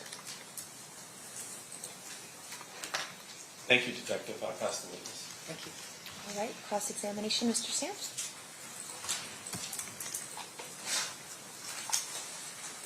Hello. Hi. How are you doing, Detective Gaddis? I'm good. How are you? I'm doing all right, thank you. Thank you for appearing here today. Yes, sir. Now, your testimony is based on your work with Clifford Mogg from 2023 on. Well, I've worked with retired Detective Mogg since 2018. Okay, so in 2018 to 2023, what did you do in furtherance of this case? I personally did not do a extensive amount of anything. This primarily was being investigated by Detective Mogg. Right. And so from 2018 to 2023, you didn't do anything of real note. Would that be fair to say? Yes, sir. Okay. Now, as a detective with Metro, obviously you have to qualify to become a detective in the homicide division of Metro. We have a testing process. Yeah. And it's one of those things where just because I asked to be on the homicide team doesn't mean I'm going to get on the homicide team unless I demonstrate qualifications to get there. More or less, yes. Yeah. Now, in terms of your training experience, so fair to say it starts in the police academy as you're really as a cadet before you become a full-fledged officer? It's a police recruit, but yes. Okay. And while you're in the academy, you learn skills that would help you become a successful police officer in our community. One of those things that you learn, of course, is how to write reports. Yes, sir.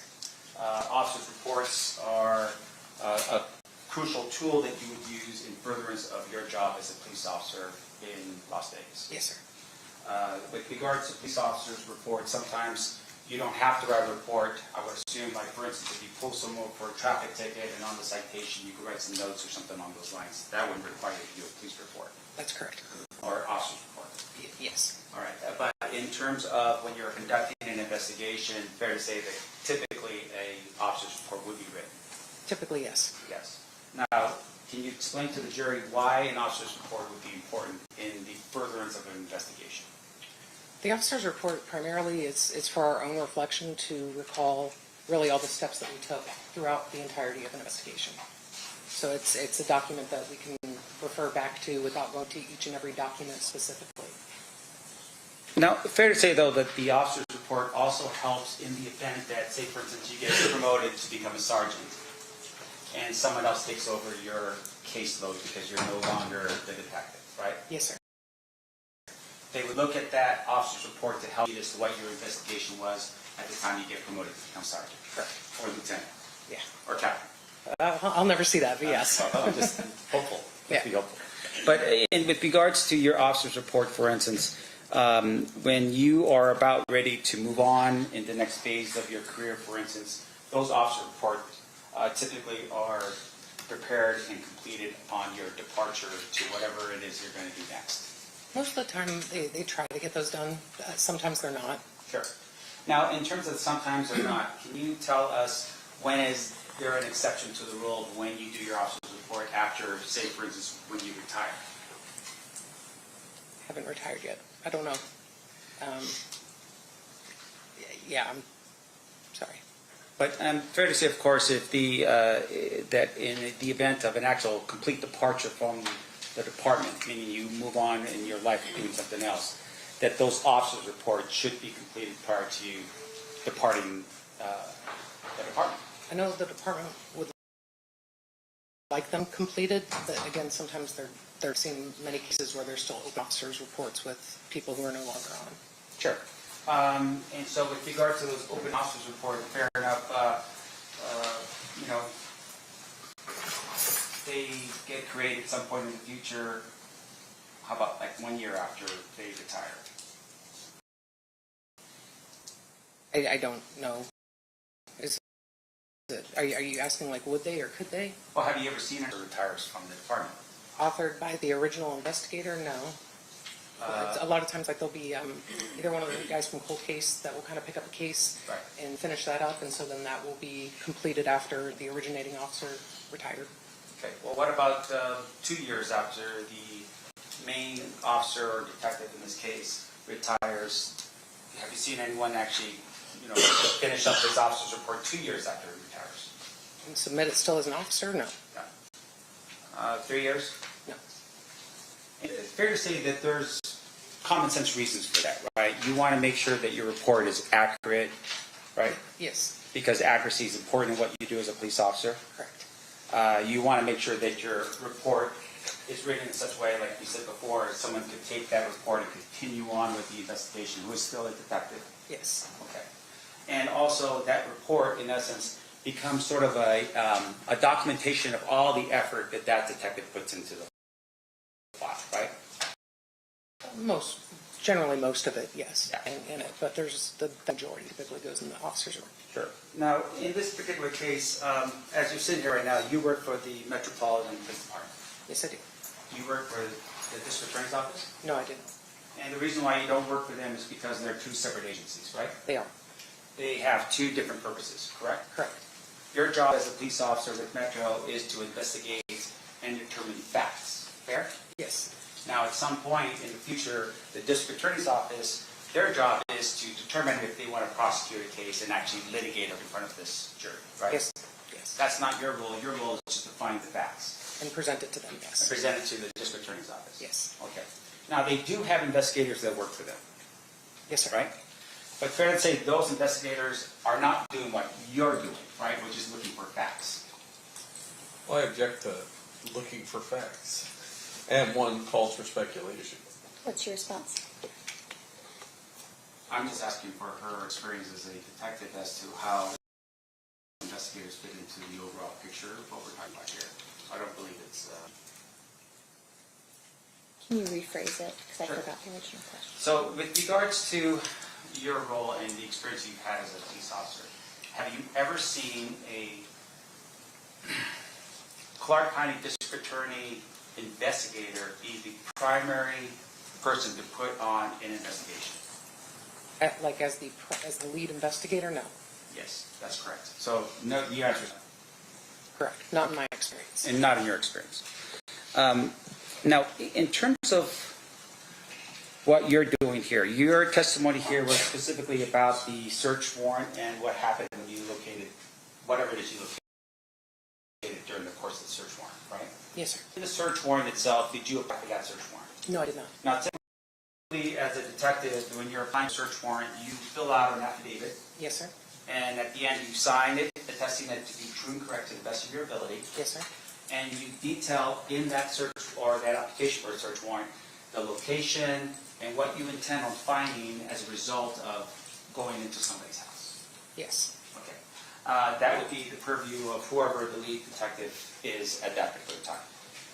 Yeah, or who was just writing the search warrant. There's a lot of times people write search warrants and they're not lead detectives, but yes, I agree with what you're saying for the most part. And in this case, Detective Mogg was the responsible detective to petition for that search warrant. Yes, he was. And he was the one who signed that affidavit. Yes, he was. Now, you were on scene as a detective to help him with that, with the execution of the search warrant. Correct. And it isn't just you and Detective Mogg, there's other people in Metro that's present as well. Yes, sir. Other detectives as well. Yes, sir. As well as the crime scene analysts that we have on scene. Yes. And they're all looking for information. Correct. Now, the information that you're looking for is based upon my client's residence, right, Mr. Davis' residence. For that search warrant, yes. And you are looking for evidence that would take you back 30 years to whether or not that person was involved in the murder of Tupac Shakur. Yes. Okay. So the information that we've received here today is the fruits of your labor from that search warrant. Yes, sir. Okay. Now, in addition to that, there were numerous different electronic devices that was taken from the scene. Yes. Now, are you aware that one of the intents or one of the focuses of the search was to look for evidence or facts specifically about the writing of a book? Yes. Okay, I mean, the book that you had shown to the jury, that particular book, there was a search or at least an intent to look for evidence that would help support whether Mr. Davis had a manuscript. I don't think I reviewed a book up here when I was being shown the evidence. I know the book that you're referring to. Right, and I'm just showing you, once again, if I could have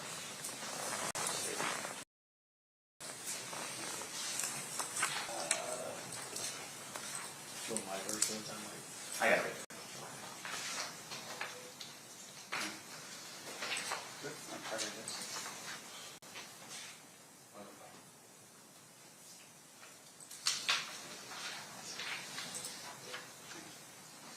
Showing you what's been marked and admitted as State's Exhibit 104, this document or this book right here. Yes. Okay, so this book was the one of the focuses of the search. Yes. And in the application for the search warrant, fair to say that as a detective, you would read the parameters in which Mr. or Detective Mogg at the time had requested in terms of the purpose of the search. He would have documented that in there, yes. Yeah, and for instance, would a review of the application and affidavit of search warrant help refresh the recollection as to what Detective Mogg had requested from a court to allow him to search for? I actually have not read the full document before. Oh. I can review it if you'd like.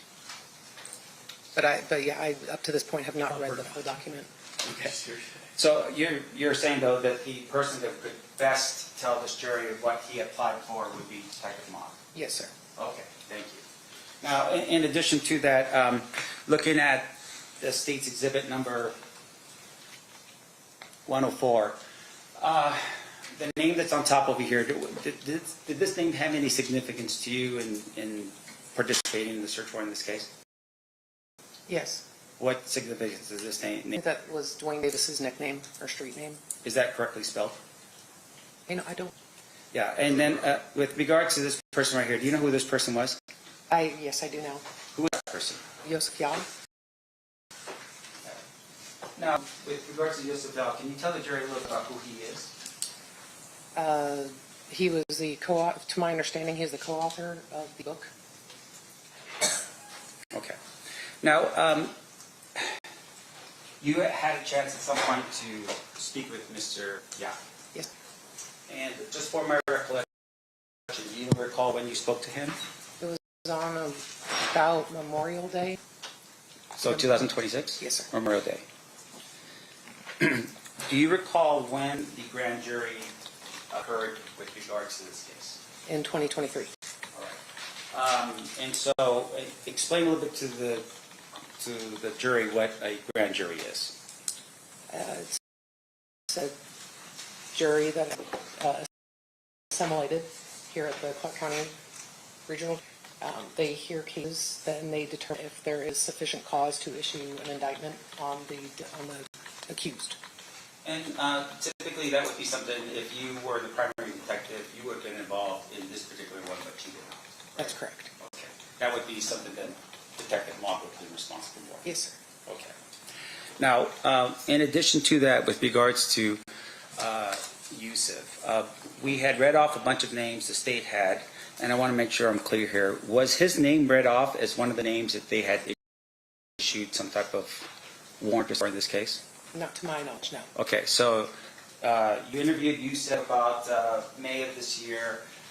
He's on the book cover, but you don't ask the court for a warrant for his arrest in California, No, I did not. or some type of notice in California, hey, you need to show up to court. No, we did not. Okay. And did you ever at any point go down after your meeting with Yusuf to knock on his door again and say, hey, Yusuf, can you please come to Nevada based upon our interview and discussion? No, I did not. Now, in addition to that, when you went down to speak to Yusuf, you're with Clifford Mogg, right? That's correct. Now, at the point, Clifford Mogg is not active with Metro. Correct. He had been retired at that point how many years? 2.5, maybe? Okay. And so you accompanied him to California to do that interview with Yusuf? With several people, yes. Okay. But you're going down as a police officer with the Metropolitan Police Department at that particular point? Yes. But not Clifford Mogg. He's not a police officer at that point. Correct, he was not. He is an investigator with the Clark County District Attorney's Office. Yes, sir. Now, based upon that particular interview, did you conduct that interview? No, primarily Detective Mogg did, or Investigator Mogg did. Sure. And after that interview, did you draft an officer's report documenting what you learned in the course of that interview? No, I did not. That would be something that Detective Mogg or Mr. Mogg would have done?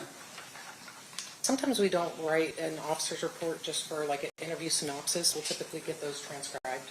Okay. Now, in this case, for instance, the officer's report are pretty important, right? Yes. And we talked a little bit about going to the evidence locker, and we were all present at the evidence locker, right? Yes, sir. It's my assistant, the guilty looking one over there with the glasses, myself, and my investigator as well as Mr. DiGiacomo, Mr. Renew, Clifford Mogg, and yourself. And my sergeant, Igor DeCaro. Yeah. Now, after that particular incident, you wrote an officer's report, right? That one I did, yes. Right. Once again, it's important to document what happens on a given event. Correct. Okay.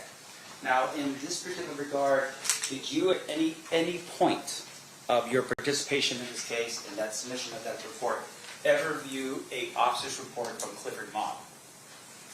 No, I have not reviewed an officer's report from him. Are you aware that Clifford began his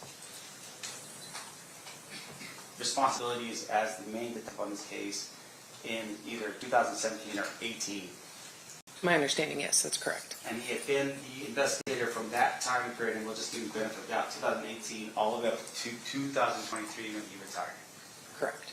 But as of right now, as you sit here, you've never read an officer's report from Detective Mogg in between that time period? Pertaining to this investigation, no. No. Do that. There was some discussion about people. Was there ever a compelling order or a warrant issued for Suge Knight in this case? Not to my knowledge, or if there was, I didn't have a role in that. Right, and fair to say you know exactly where Suge Knight is today. Yes. He's actually in custody. Correct. Okay. Did you ever at any point issue a compelling order or a warrant for Foxy Brown? I did not. Okay. You know who she is? I don't. Okay. That would have been something that maybe Mr. Mogg would know of. Yes. Okay. How about for an individual named Big Meech from Detroit? I don't know who that is. Once again, I have not issued a yes. So And the that- same answer that Detective Mogg would be he would have more knowledge on that. Now, the articles that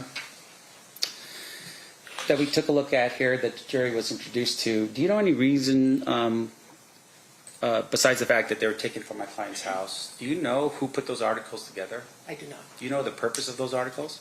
I do not. Okay. Now, fair to say, in the course and scope of your investigation as a detective now, one of the things that you would look for if you were looking at a suspect would be through their phone. Right? In today's age, yes. Yeah. And one of the things you look for either on their phone or on their computer would be maybe search history. Yes. And what you're looking for is if a person is Googling an address and Googling up a shooting that took place on the corner of Charleston and, I don't know, Wallaby, and they're doing it over and over again, that would lend some issue as to why you're looking up the details of a shooting that, say, nobody knows, right? Yes. And that would help you determine whether that person has knowledge of a shooting that pretty much nobody else would know. I can't say nobody else would know, but they would show that they do have knowledge of the incident occurring. Right. Now, in terms of those articles, though, can you say that that's what that was for? I cannot. Now, in addition to that,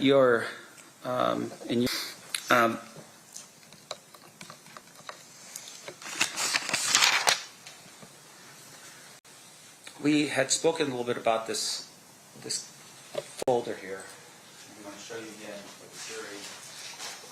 This is State's Exhibit 37. 137. Oh, I'm sorry. 137. Do you remember this? Yes, sir. Okay, and I just want to make sure I'm not colorblind, but is this blue? No, sir. Yeah. There looks like there might be like a candy cane on top of it. That's correct. And something else that's there. It looks like a little snowman or something like that. Do you know what the purpose? No, other than being just like a scrapbook type. But nothing else besides that? I don't know any other relevance to that. Okay, and just for the record, it's got green in here as well. It looks like a pretty effective notebook or Yes. folder. Yes. Okay.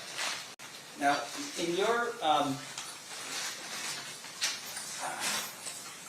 one of the things that you had shared with us as well is the search warrant in this case that was found on scene. This would have been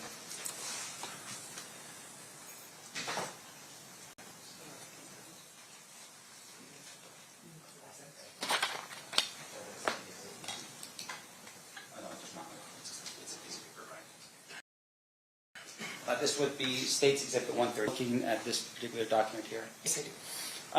In terms of this document, this is a document that looks like this occurred back in May of 1997. Correct. And this obviously was in a different state. This is California. Yes, sir. And this was a search warrant of what looks like to be a house that would have been attributed to my client. I'm not sure who it is, who resided there then. I know the address is there, the California.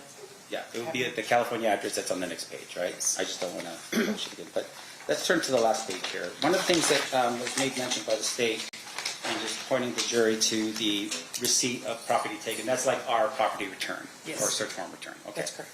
And in it, it identifies various different things that was taken from that particular residence. Yes, sir. Now, one of the things that's in here, for instance, is this line number 4, money due bill for the Monte Carlo Casino. Do you see that? Yes, sir. Do you have that? No, I do not. Was there any copy of that in the house that you searched in 2023? Not that we found. And with regards to that particular description there, can you tell us, for instance, just by the description alone, when that money due bill was dated? I don't know from that description. We just know when the search warrant was issued, so I would assume previous to that Right. issue date. Right, but we don't know an exact date. Correct. And the other things that are on here, for instance, the 9 miscellaneous photographs, all these things are things that another detective wrote down in the course and scope of their investigation. Yes. Okay. Now, in addition to that, when you were in, you had identified, or there were various different electronic devices that were seized. Yes. Okay. Now, with regard to those electronic devices, there were quite a few. Yes. Those electronic devices, and I just want to make sure I'm clear here, you had taken a Dell Inspiron 1764 laptop computer. Yes, sir. Did you ever at any point cause that computer to be reviewed for information that would help you lead to whether or not Davis wrote that book or helped write that book? I did not. Okay. And just for the jury's edification, let's make sure we're clear. When you're reviewing an electronic device like that, you are looking for files, search history, things that would help you see whether or not Mr. Davis used that particular machine to help write the book, for instance, in this case. In theory, yes, somebody would do that. Right. And you also took from the residence a Toshiba laptop computer. Did you find any information that would help you know or learn whether or not Mr. Davis actually wrote Compton Street Legend or anything like that? I did not write a search warrant to get into the digital items, so I've never reviewed anything from the electronics. Okay, so I just want to make sure I'm clear. That would have been Clifford Mog's job, not your job. Yes, Because at the time, he was the detective responsible for this investigation. correct. Now, but I just want to make sure we're clear for the jury. The other keys at that point that you were at least part of the seizure would have been a Toshiba satellite laptop computer. So that's 3 computers. Another laptop computer, HP G171 laptop computer, an HP screen desktop computer, an iPad, another iPad, a Sky device tablet. Those were the things that were taken from the residence, right? That sounds accurate, yes. And just stop me if you think I'm wrong, if you need to look at something, all right? Okay. In addition to that, it looks like there was some drives that were taken as well, a Toshiba external drive, a USB drive, and an iPad with a broken screen, and an iPhone in a black case. Yes. Okay. And those were all the fruits of your search of Mr. Davis's residence when you went there. Yes, sir.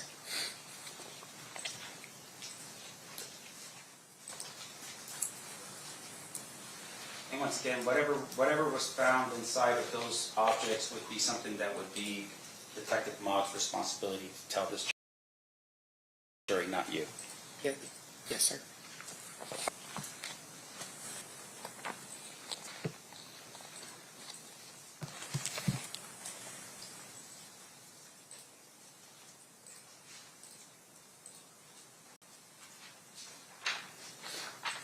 Mrs. Detective Gaddis, I'm done with my cross-examination of you. Okay. I appreciate your answers today. Thank you. Thank you.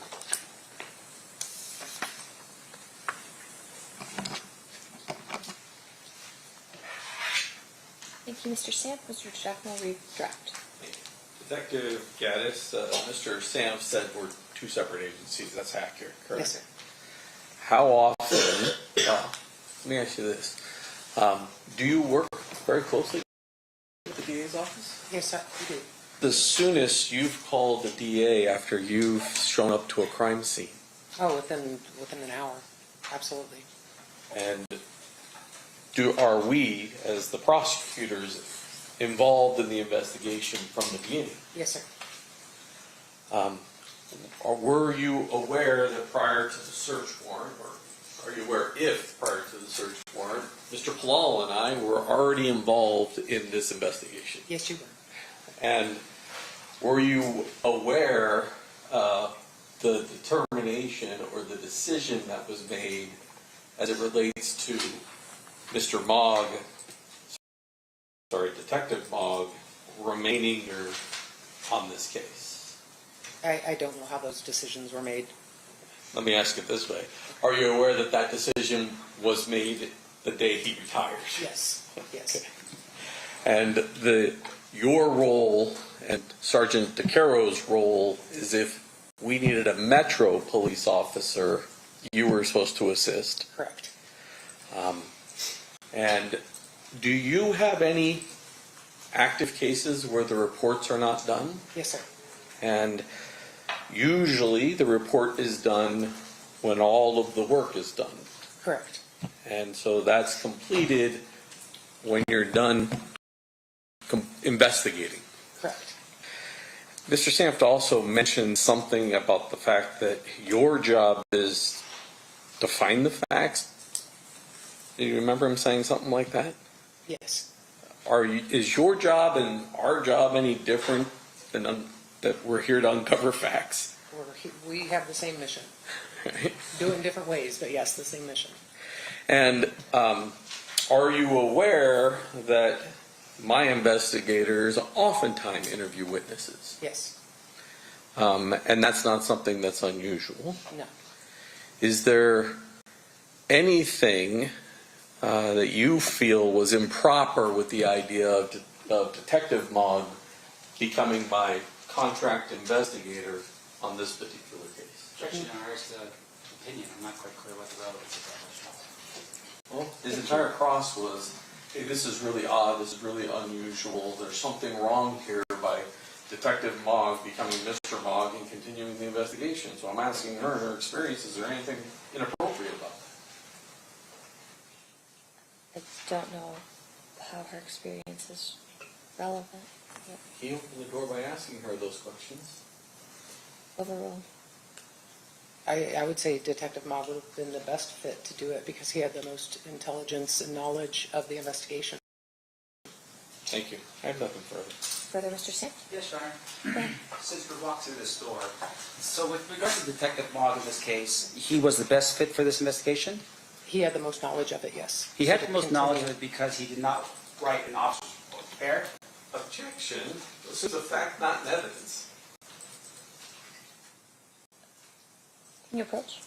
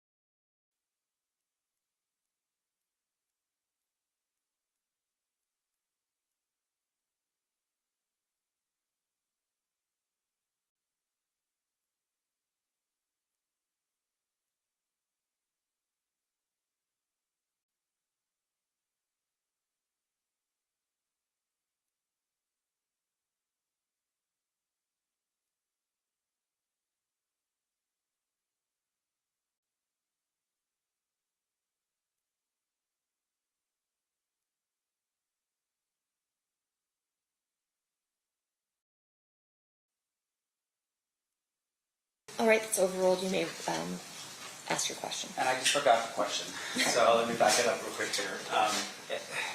So you're telling us, though, that he was the best for the job? Yes. Okay. And that at the time of his retirement, 2023, he was the best for the job? He had the most knowledge of it, yes. Yes, and he had the most knowledge of it because he was the primary detective on the case? For the preceding several years, yes. Yes. And when he retired, he did not have an officer's report? I don't know if he did or didn't. Well, I'm just you're saying you don't know. Yeah, I know. I've never actually read it. I don't know if he did. So you don't know if he had an officer's report? Correct.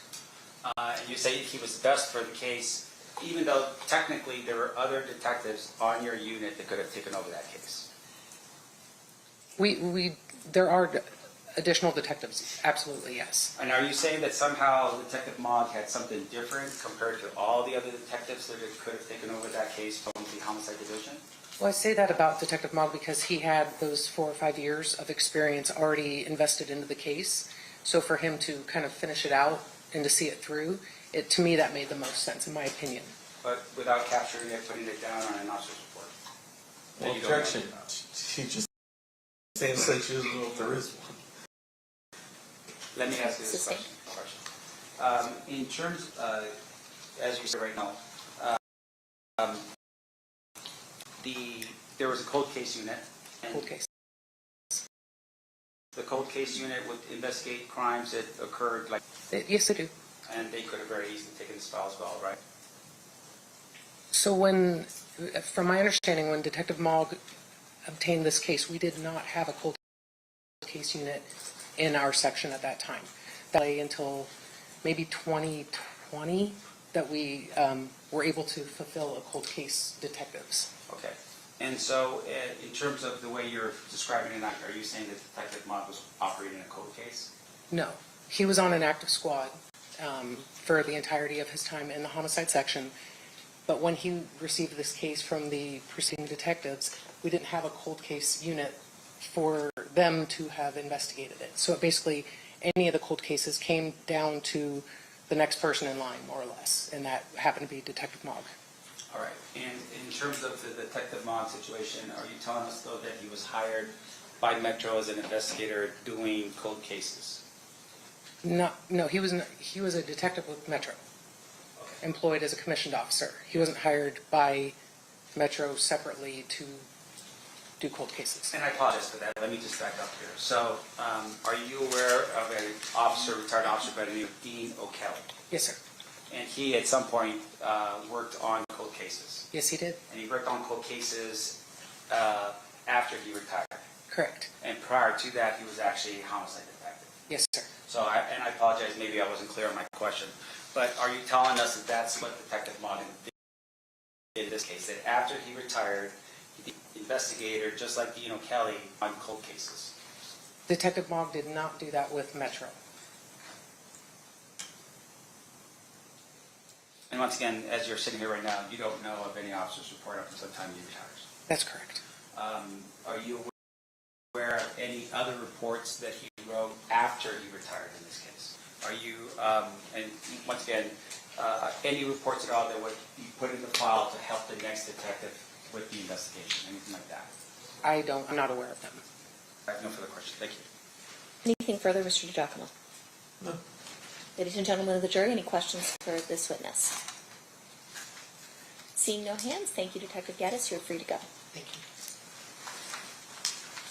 Does it make sense to break for lunch at this time? We have one short witness, but maybe we could do a restroom break and then break. Or you have to use the restroom? Yes? Okay. All right. So we will take a break. During the recess, you're admonished not to talk or converse amongst yourselves or with anyone else on any subject connected to the trial, or read, watch, or listen to any recorded or commentary on the trial of any person connected with this case by any medium of information, including without limitation, newspaper, television, internet, and radio, or from which express any opinion on any subject connected with the trial until the case is submitted to you.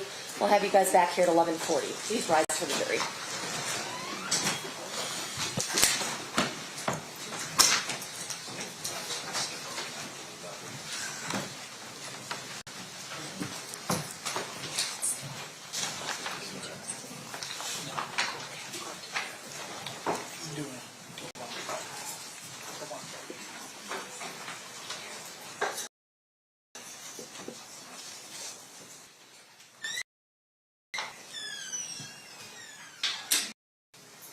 For the record, the jury has exited. We'll be in recess.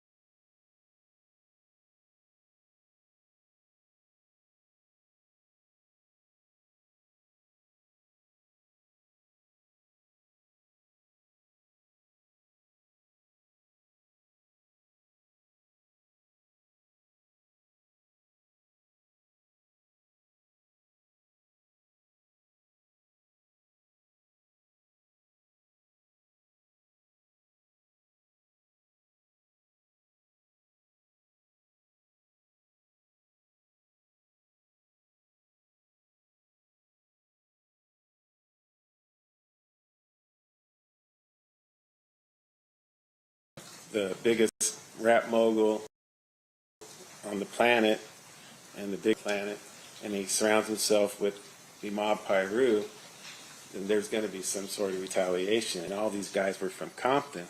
So when they got back to Compton, we expected a war. And was there a war? There definitely was a war. Can you tell us about that? So in the immediate aftermath of the Tupac Shakur shooting, did you notice an uptick in violence in Compton? Yes, 2 days after Tupac was shot was our first shooting.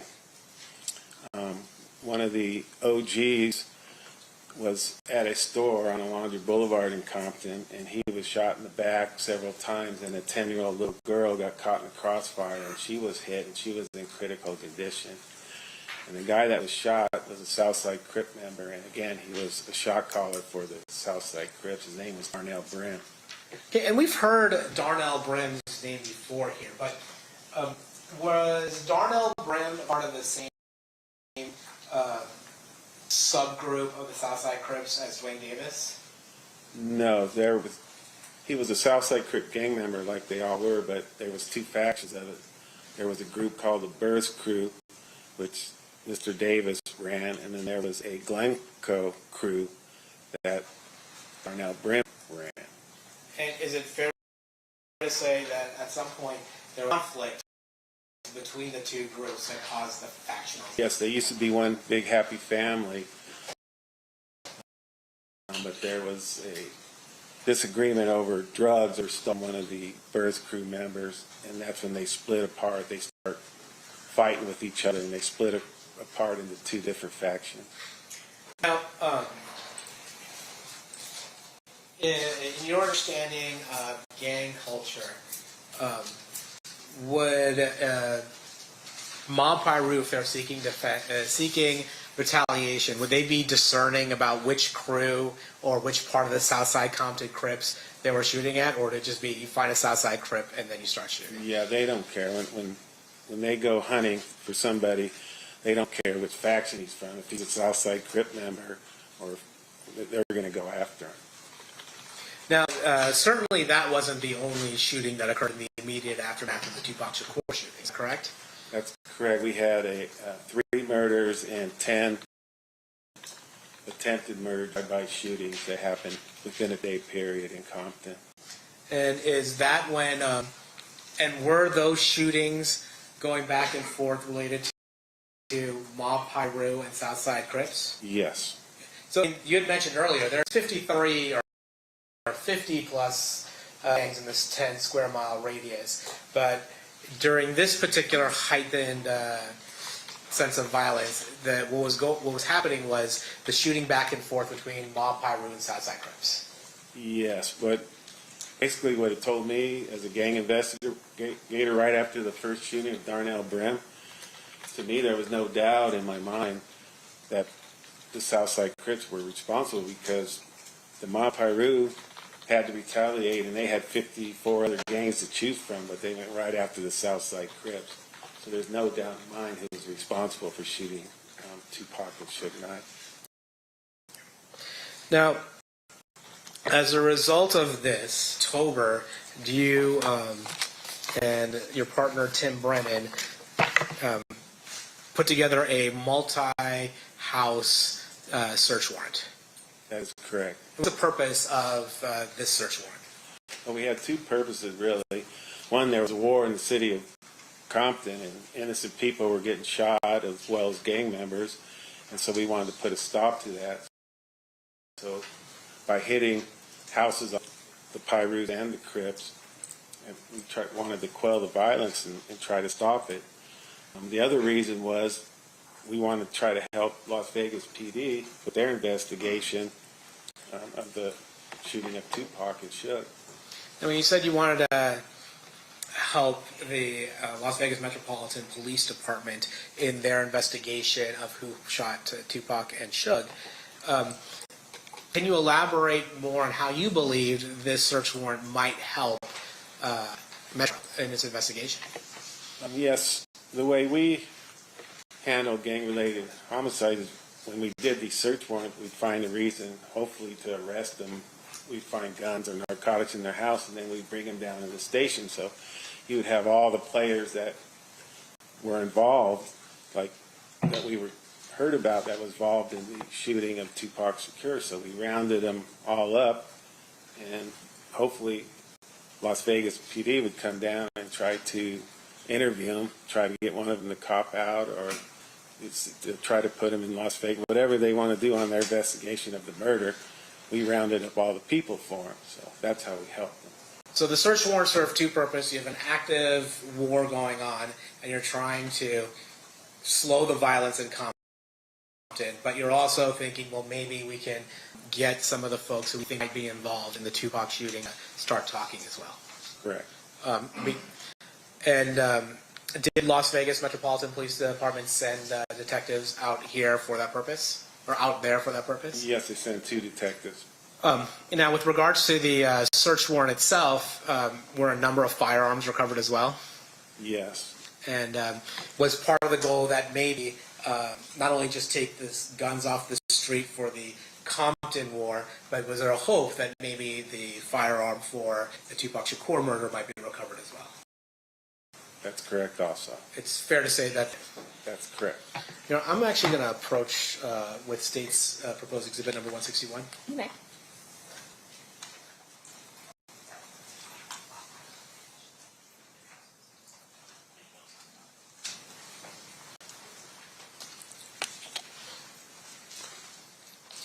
I'm showing you what's proposed State's exhibit number 161. I gotta get my glasses on. No problem.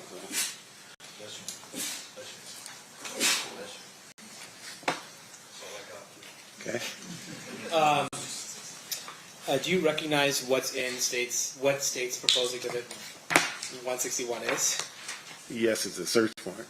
And can you open it up and look through it? Do you recognize the search warrant? Yes, I do.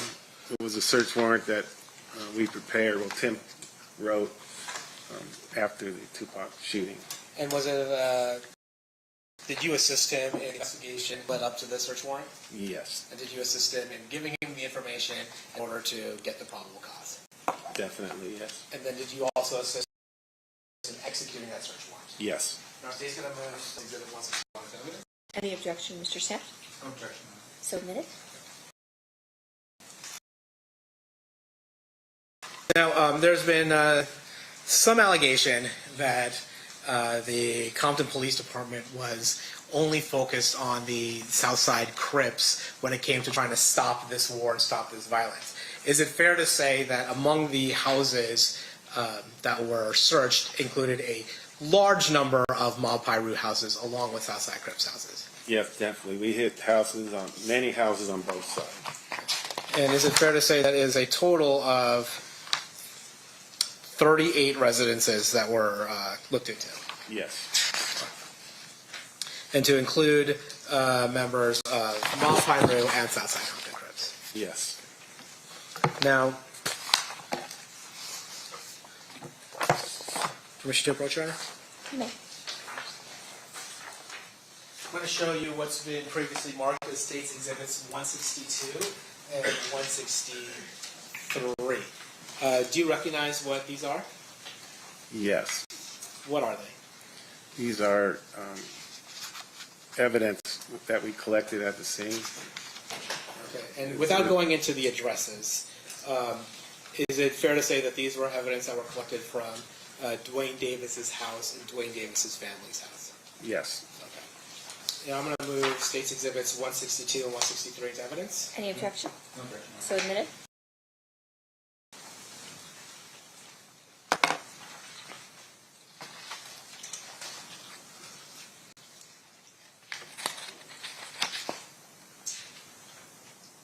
Okay, I'm going to first turn your attention to State's Exhibit 162. Can you finish that? Yeah, you just want me to avoid the address, though, right?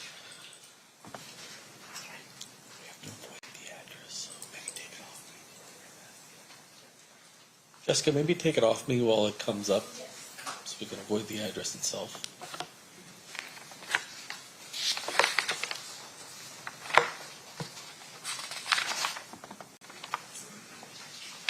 What page do you want? The fourth page, please.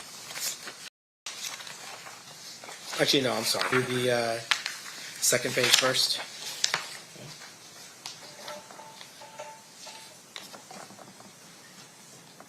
Okay. Yes. Okay, so this is the first address we're going to talk about here. And again, we're not going to go into what the actual address is, but do you recognize the people that are listed that were located at the address?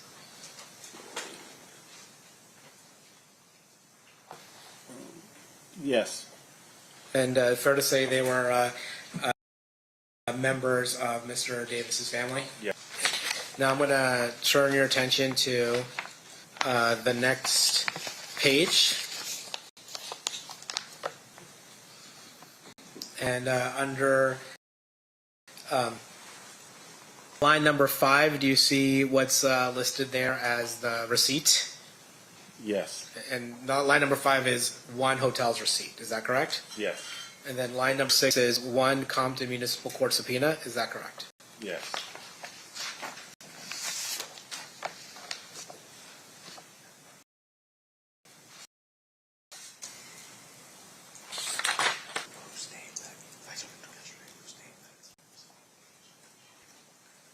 Then I'm going to show you States Exhibit 163, if we can take it off us for a second.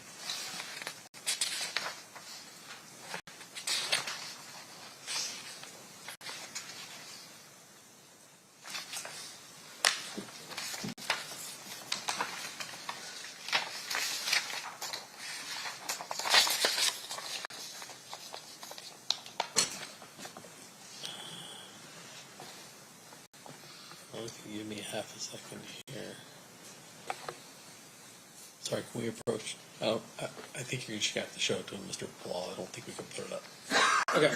This is what it says.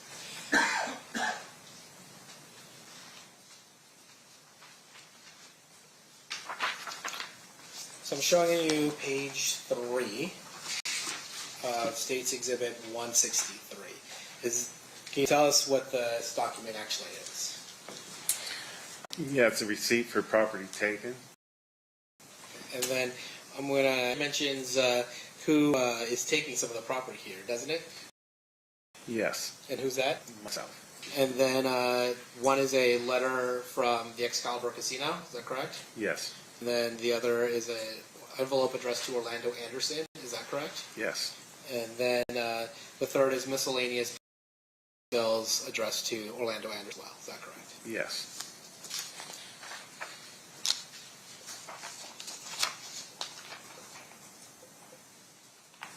And all of these 3 items were collected by you, is that fair to say? Yes. So from Mr. Davis's home, and well, we'll start with 163. We have from Mr. Anderson's home, we have a receipt from the Excalibur. Is that correct? Yes. And then is part of the reason why you're collecting that receipt is because it's relevant to the investigation as to who shot Mr. Shakur. Yes, we thought it might be significant that it showed us was in Las Vegas. Well, I guess in this one's Mr. Anderson, correct? Yeah. And then from Mr. Davis's house, there's also a receipt, a hotel receipt that was collected. Is that fair? Yes.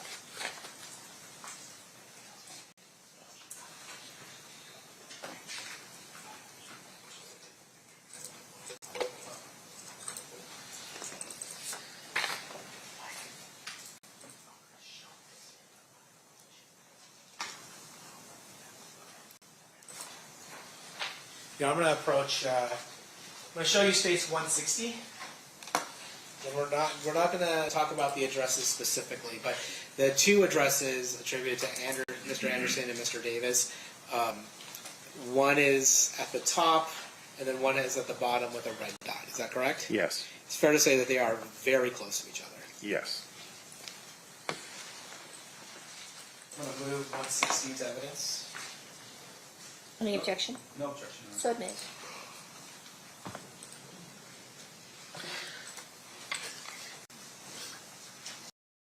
Were you, so Mr. Anderson was one that was caught up during the search warrants, this 30 warrant?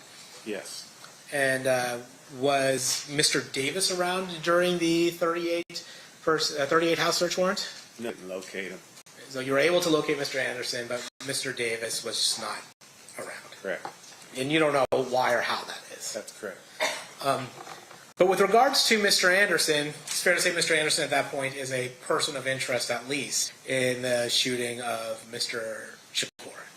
Definitely, yes. And then at that point, do you make him available for questioning with Detective Becker from LVMPD? Yes. And does Mr. Becker make an attempt to question Mr. Anderson? Yes. And did any more relevant information come out during the course of that? Not that I was aware of. Now, let's fast forward a little bit. During, you were aware that 6 months later, Christopher Wallace, also known as the notorious B.I.G., also known as Biggie Smalls, he was killed in Los Angeles. Is that correct? Yes. Now, was that in the Compton area? No. And so, were you responsible for the investigation into Christopher Wallace? No.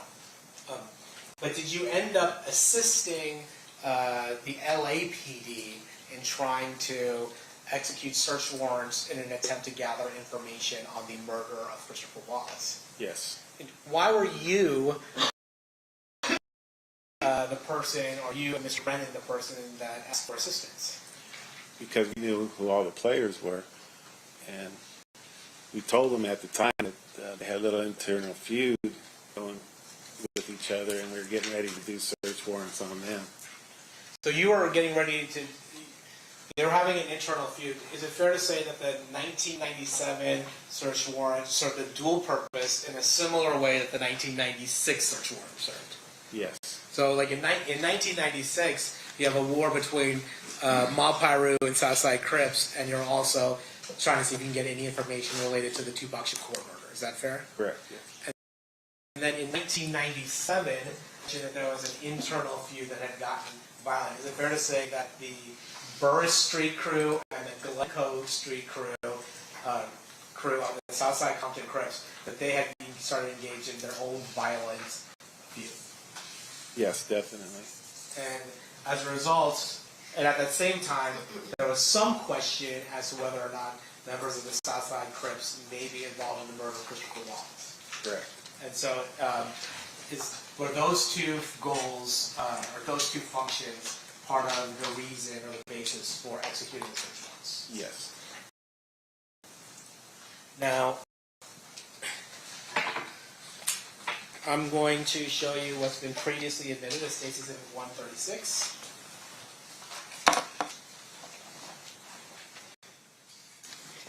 Do you recognize State's Exhibit 136? Yes. This is the search warrant we did on.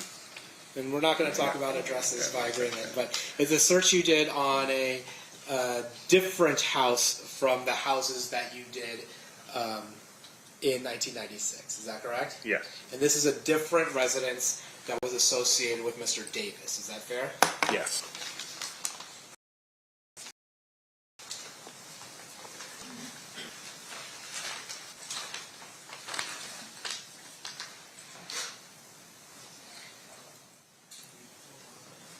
Page 4 of 136.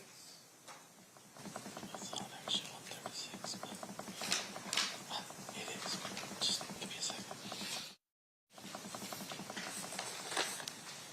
In court's indulgence, Your Honor, we're just pulling that up. Sure.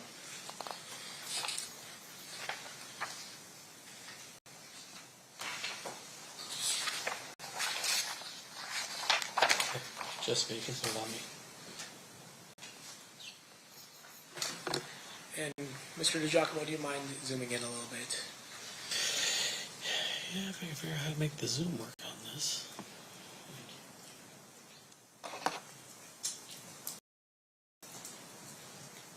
That didn't work. Let's see if the Zoom tool's not working. Well, Mr. Ladd, we're going to do this the old-fashioned way. It's going to be up Okay. there, but I want to show you page 4 of 136. It's still up there on the screen as well. On page 4, we have another receipt of property taken. Is that right? Yes. And on line 4, what do we have? A money due bill for the Monte Carlo Casino.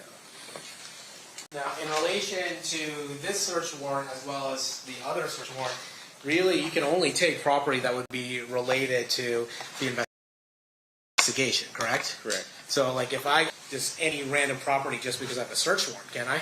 No. You have to take things that are related to the actual search warrant. Correct.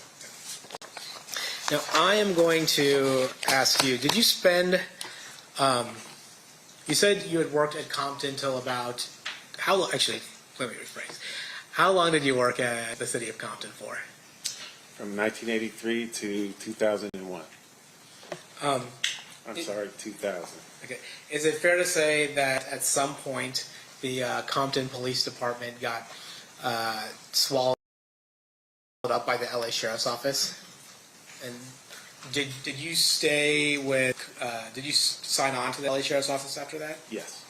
Do you recall approximately how many of the Compton police officers stayed with the LA Sheriff's Office? Okay. Go ahead if you want. Okay. I'm sorry. I don't want it to be like yesterday where we keep on interrupting each other. Do you recall how many of the Compton police officers were hired on by the LA Sheriff's Office when LA Sheriff's Office took over Compton Police Department? Yeah, I'm not sure the exact number. I think there was like 103 of us, and I think all were hired by the Sheriff's Department. Now, you ultimately left the LA Sheriff's Office, is that correct? Yes. And then where did you go to work after that? I lateraled over to agency Garden Grove PD in Orange County. A little bit safer than the Compton Police Department. You could say that, yes. It was still a busy city, but it wasn't nothing like Compton. And then that period is when you started giving talks with Detective Brennan regarding your experience working blood and Crip gangs in Compton. Yeah. Is it fair to say that Detective Brennan is no longer with us? Yes, he passed away of cancer several years ago.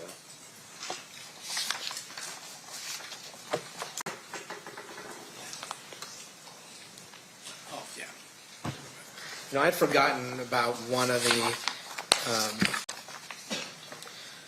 murders I wanted to talk, or one of the shootings I wanted to talk to you about during the war that escalated after the shooting of Tupac Shakur. So I'm going back a little bit, and I apologize for that. Okay.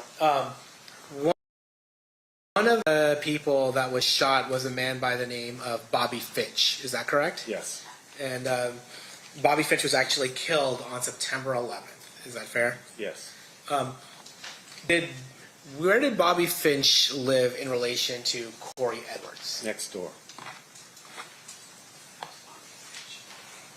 Was Bobby Finch a gang member? No. Was Corey Edwards a gang member? Yes. And what gang did he belong to? Southside Crips.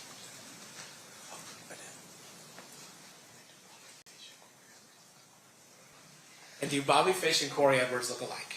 Yes, they did. Seal pass witness. Does anyone need to use the restroom before we get into cross? Seeing no hands, Mr. Stampt. Oh. Good? You're good? Restroom. Okay, perfect. All right. During this recess, you're admonished not to talk or converse amongst yourselves or with anyone else on any subject connected to the trial, or read, watch, or listen to the trial of any person connected without limitation, newspaper, television, internet, radio.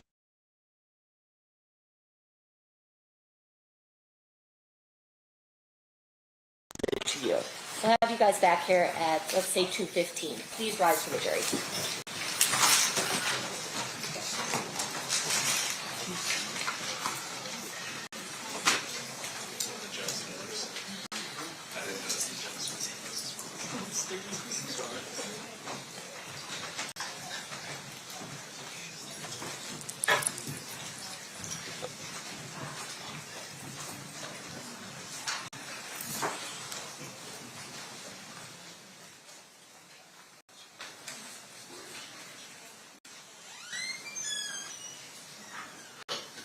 the record, the jury has exited the room. We'll be in recess.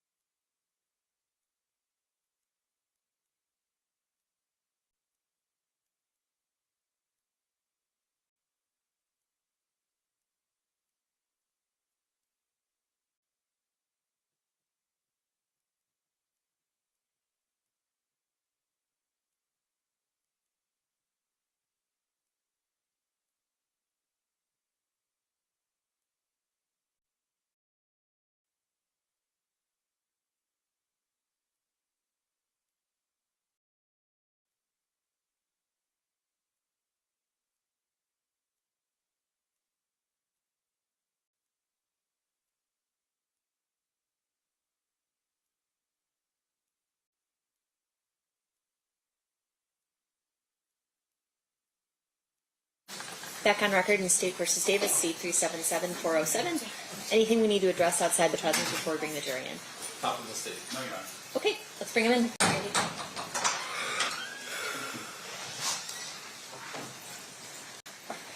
Not ready yet? I guess we should stand since they're coming in.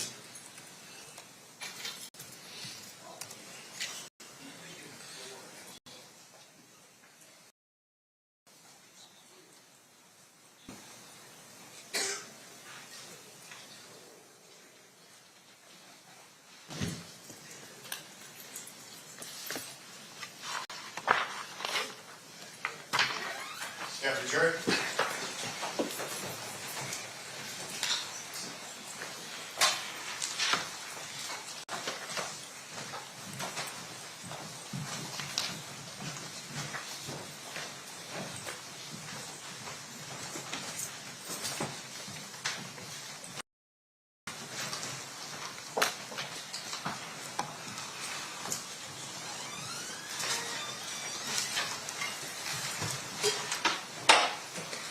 Did the parties stipulate to the presence of the jury? Yes, Your Honor. Yes, Your Honor. You may be seated. All right, we're on cross, so whenever you're ready, Mr. Stamp, you may proceed.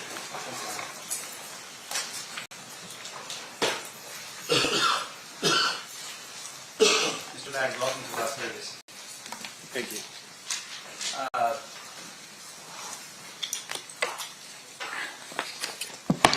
Now, during your time in Compton, it seems like it was a pretty colorful time where you were there.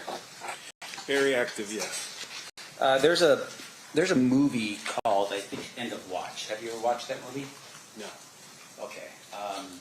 Have you ever watched any movies at all from that time period? Like, say, I don't know what there was up there. Any of the LAPD movies during that time period? Have you ever watched any of those? Yeah, You know, and I'm trying to figure out there's another one out there besides End of Watch. But you share basically your experience working as a Compton police officer to the time you started working as a detective for gangs in a book that you wrote. Yes. And that book is called and entitled Once Upon a Time in Compton, right? Yes. Okay. Now, you do write this book in addition to Timothy Brennan, your partner. Yes. Now, in the book, I've read the book and working together as a team. It's Tim and Bob, right, in the book. You guys, Tim and Bob, we did this. Tim and Bob, we did that, right? Yes. Now, the book itself, as you created the book, fair to say that that was a book that I would think that you would be proud of, the work that you put into the book. Yes. And in terms of the book itself, you could sit here basically as you're talking with us and this jury today, that the book is accurate in terms of what you recall during that time period, right? Yes. And you would have taken great pains to make sure that that's accurate before it was published. Yes. Meaning, for instance, if you read something in the book that wasn't accurate and it wasn't published yet, you would make a note to either tell Tim or this other lady, I think her name is Lolita, that, hey, this isn't quite right, that, and there would be some discussion, maybe changing or something, right? Yes. Okay. And in order for you to write the book, and I think you published this book in 2017? Correct. That was, and you started working for Compton in what year? 1983. So, and you start off in the book from 1983 on in terms of your experience working as a police officer in Compton, as well as Tim's experience working as a police officer in Compton, right? Yes. Did you, I would imagine you would have used notes and that kind of thing to help refresh your recollection and help advance certain cases, that kind of thing? Yes. Yeah, because in the book, for instance, there's a lot of different people you run into. There's a lot of different scenarios you run into as well, right? Yes. Most of it was based off our memories, but Yeah. like for the search warrant or whatever, we could go back to search warrant and look at that to refresh our memories. Right. Most of the stories are just from my memory. Yeah, and fair to say, of course, it's also Tim's memory as well. So something that you would remember, he would remember, oh yeah, I remember this now, and you would say, oh yeah, I remember that now, right? Yes. So part of the book, in essence, really is it's teamwork between you and Tim and Lolita writing the book for you. It's a collaboration. Yeah. Collaboration. Okay. Now, did you write any of the book yourself? Basically, we got Lolita Files to write the book, and we told the story to her. Right, and so she actually wrote it, but it's our story. Right, and Lolita, meaning that this was an experienced writer that you recall, right, before she wrote the book. Absolutely. And when she wrote the book, can you tell us a little bit about Lolita, who she was as a writer? Yeah, she had several books that were published prior to that, and she was very up on the hip-hop scene. So when we got together, and we kind of just clicked, and we collaborated to write the book. And in terms of her background and so forth, did she go to school for that? I'm not sure. All right. And was she working as a journalist or a writer prior to you meeting her to write this book? Yes. Now, in addition to that, throughout the course of the book, you do put pictures in here, and pictures of you with darker hair and less of a goatee, more of a, looks like actually one without a picture of no much facial expression whatsoever. It's a picture of you as a young police officer. Now, the purpose for these pictures in your book is really to help establish some of the things that were happening during that time period, so the reader could see visually what was going on, right? Correct. Now, in addition to that, in the book, you had put as well, and the book, the picture, let's see, the picture that I was looking at is this picture right here. Do you recall this picture? Yes. Yeah. So, and once again, it's just to show your experience while you were being a police officer in Compton, right? Yes. Now, in addition to that, though, you do put in the back of your book some documents that were documents that you used in furtherance of your job as a detective at some point, right? I don't really understand that question. Meaning, for instance, in the back of your book, you do put in here a map of the Compton area gangs, for instance. Yes. You also put in here, and the Compton area gangs for the jury, we're talking just to highlight how compact of an area the city of Compton was and how many different areas was claimed by different gangs. Fair? Fair. Okay. In addition to that, you also have included in here the search warrant that we just talked about before, right? This 40 area search warrant. Yes. You put that in the book as well. Yes. And just for the jury's edification here, for instance, none of the information in here is redacted, meaning it's not taken out by a black mark or anything like that, right? Correct. All right. And I'm not trying to get anybody in position here to be in trouble, but in essence, the book and the information that's in here was readily available for anyone who wanted to buy and read it. Correct. Okay. Now, in addition to that, did you have a publisher on this? At the beginning, we did, yes. Okay. And what do you mean at the beginning? Well, it was a publishing company, and we kind of had a little conflict with them, so we decided to leave them and self-publish. I see. And so with Lolita's help, once the book was analyzed and you both felt good about the finished product with Lolita, then you just published it yourself? Yes. How does that work? Well, you just go to Amazon Books, and it kind of just runs you through it. It's kind of a complex system that you have to do certain things. I mean, I didn't really do it, so I can't really tell you the exact steps because I'm not very good on the computer. I know how to turn them off and I know how to turn them on. Well, let me ask you this in terms of what was happening with Amazon. Once you submitted it to Amazon, Amazon becomes a platform that sells the book. Yes. And so if someone's interested in the book and they click and they buy the book. Correct. Now, at some point, though, as they're buying the book, you receive a record as to how many people have purchased the book, right? Yes. And how much money you and Tim and Lolita would potentially be making for the sale of each book. Correct. Now, in this case, for instance, with the sale of each book, I would imagine Amazon would have taken a pretty big chunk of the proceeds from the sale of each book. Yes. You don't make much money. Yeah. And so even though you're selling, and with regards to Once Upon a Time in Compton, can you tell us how many of these books that you sold? No. Okay. I'm assuming at some point you did receive a check. Yeah. Okay. But not something that you could retire on. Oh, definitely not. Okay. And in terms of your books, do you remember how much they cost, how much you were selling them for? I thought it was $15.99, but I'm not positive on that. Okay. Right. Now, one of the things that's in your book as well is you had there was part of the book where you had identified a MGM Grand ticket to the Tyson Selden fight. Do you recall that particular image in your book?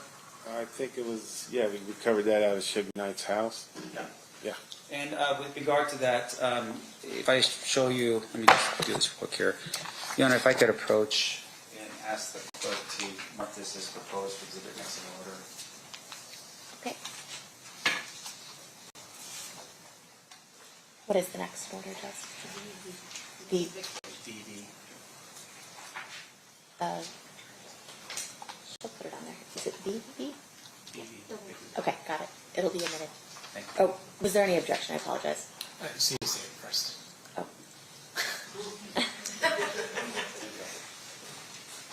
No objection. So admitted. Mayor Patrón. You may. Do you recall this particular image in your book, so showing you what's been marked as BB? Yeah, it looks like it, yes. Okay, and that was a ticket stub, it looks like, to the Selden Tyson fight Yes.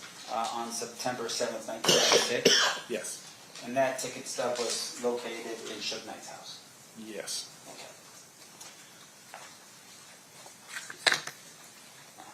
Thank you.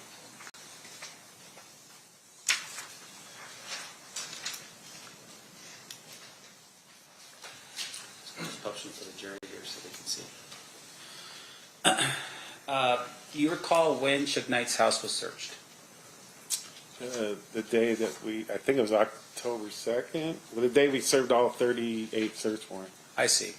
And so his house was one of the houses that you were searching to basically try to quell any potential violence in Compton as well as gather information. Yes. Now, with regards to this particular ticket, though, because it was captured, there was an understanding between all the police officers conducting all the searches at the same time that you were looking for information leading to the murder of Tupac that had occurred in September. Yes. So, with regard to this ticket, for instance, because it was the Selden Tyson fight on the night of Tupac's murder, this ticket was obtained by or kept in evidence as part of your investigation. It wasn't part of our investigation, though. It was for Las Vegas PD. Right. So let's get a little bit into that. So, and I want to make sure that the jury understands. So, in terms of the actual murder investigation itself, that was the jurisdiction of Las Vegas Metro. Yes. And so, which I guess is difficult here, right? Because potentially everyone that's a potential suspect in the Las Vegas murder potentially would have been residing in Compton, right? Not necessarily, but most of them did. Yeah. And so on this particular day, when you're out executing the search warrant with all the different locations, you had invited the detectives that were assigned to the Metro homicide investigation here to come out to Compton to be present so that they could interview people if they wanted to. Correct. All right. And so this particular piece of information would have been something that they would have been interested in, I would assume. Yes. All right. Now, we talked a little bit about what was also found, and you had indicated that there's some receipts, some hotel receipts that were located. Where did I put that?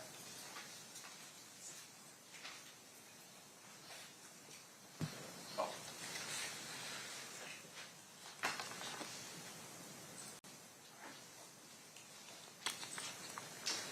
I think the state had already presented this to the jury. What was the last exhibit you guys put up for that? It's 161 and 162. It's just, that's the entire return for all locations. Yeah. The two are up there. Sir, what you were showing earlier in terms of the affidavits in this case, thank you. Fair to say that the size of the affidavits that were shown to you, and then once again, this is for the state, or for the jury's edification, State's Exhibit 161. This particular affidavit was actually a lot bigger, right? What do you mean by that? Well, meaning, for instance, that you were targeting some 38 houses, which means that each house had its own paperwork attached to it, which would have made this document a lot bigger than what this document is right now. Oh, for sure. Yeah. And then with regards to the document, we're targeting or focusing on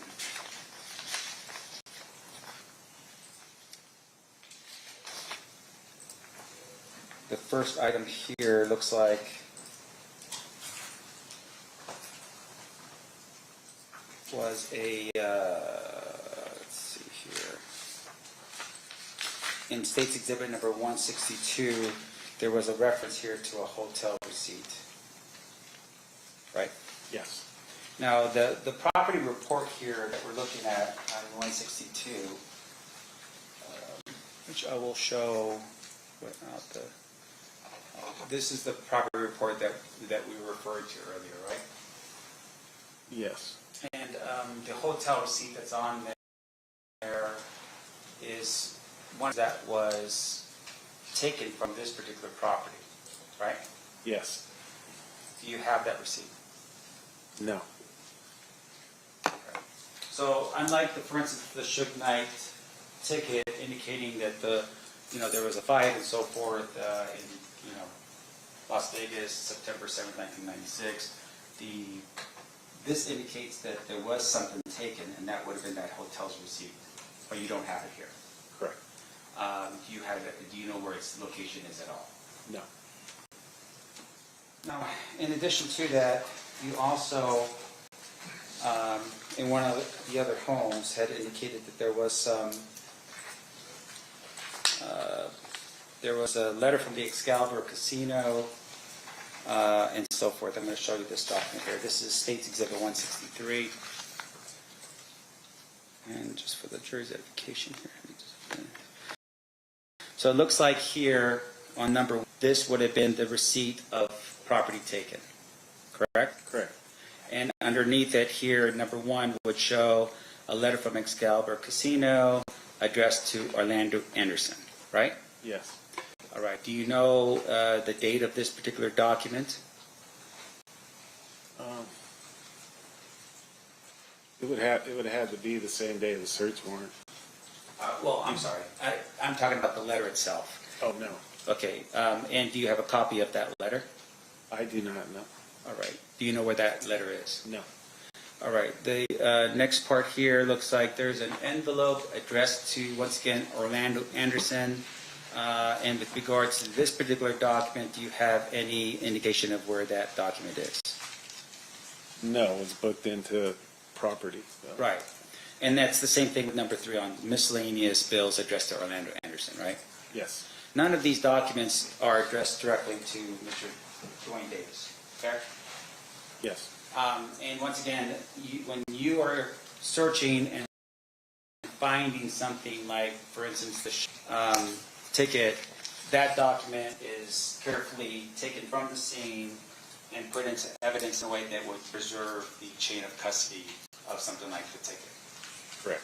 Now, in this case, when you searched either the 2 residences in this case, did you find any indication at all? Any MGM grand ticket of being on the second row of the fight? Anything at all that would indicate that Mr. Davis was actually in Las Vegas? No. Okay. Now, in addition to that, we had talked a little bit about the second search warrant. And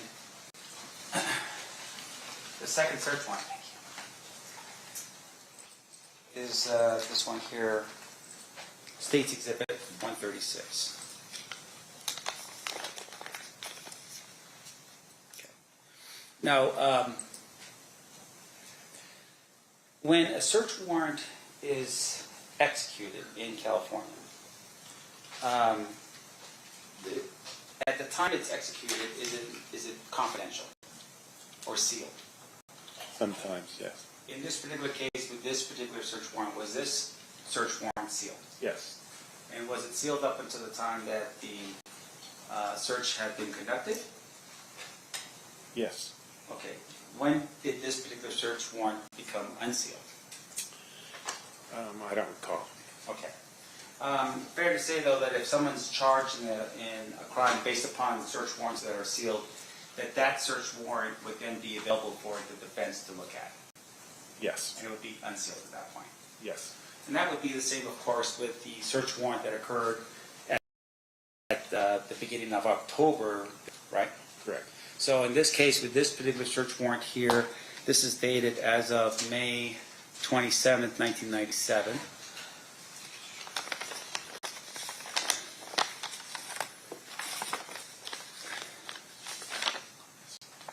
On this particular one here, you had indicated the following. This is on page 4 of this document.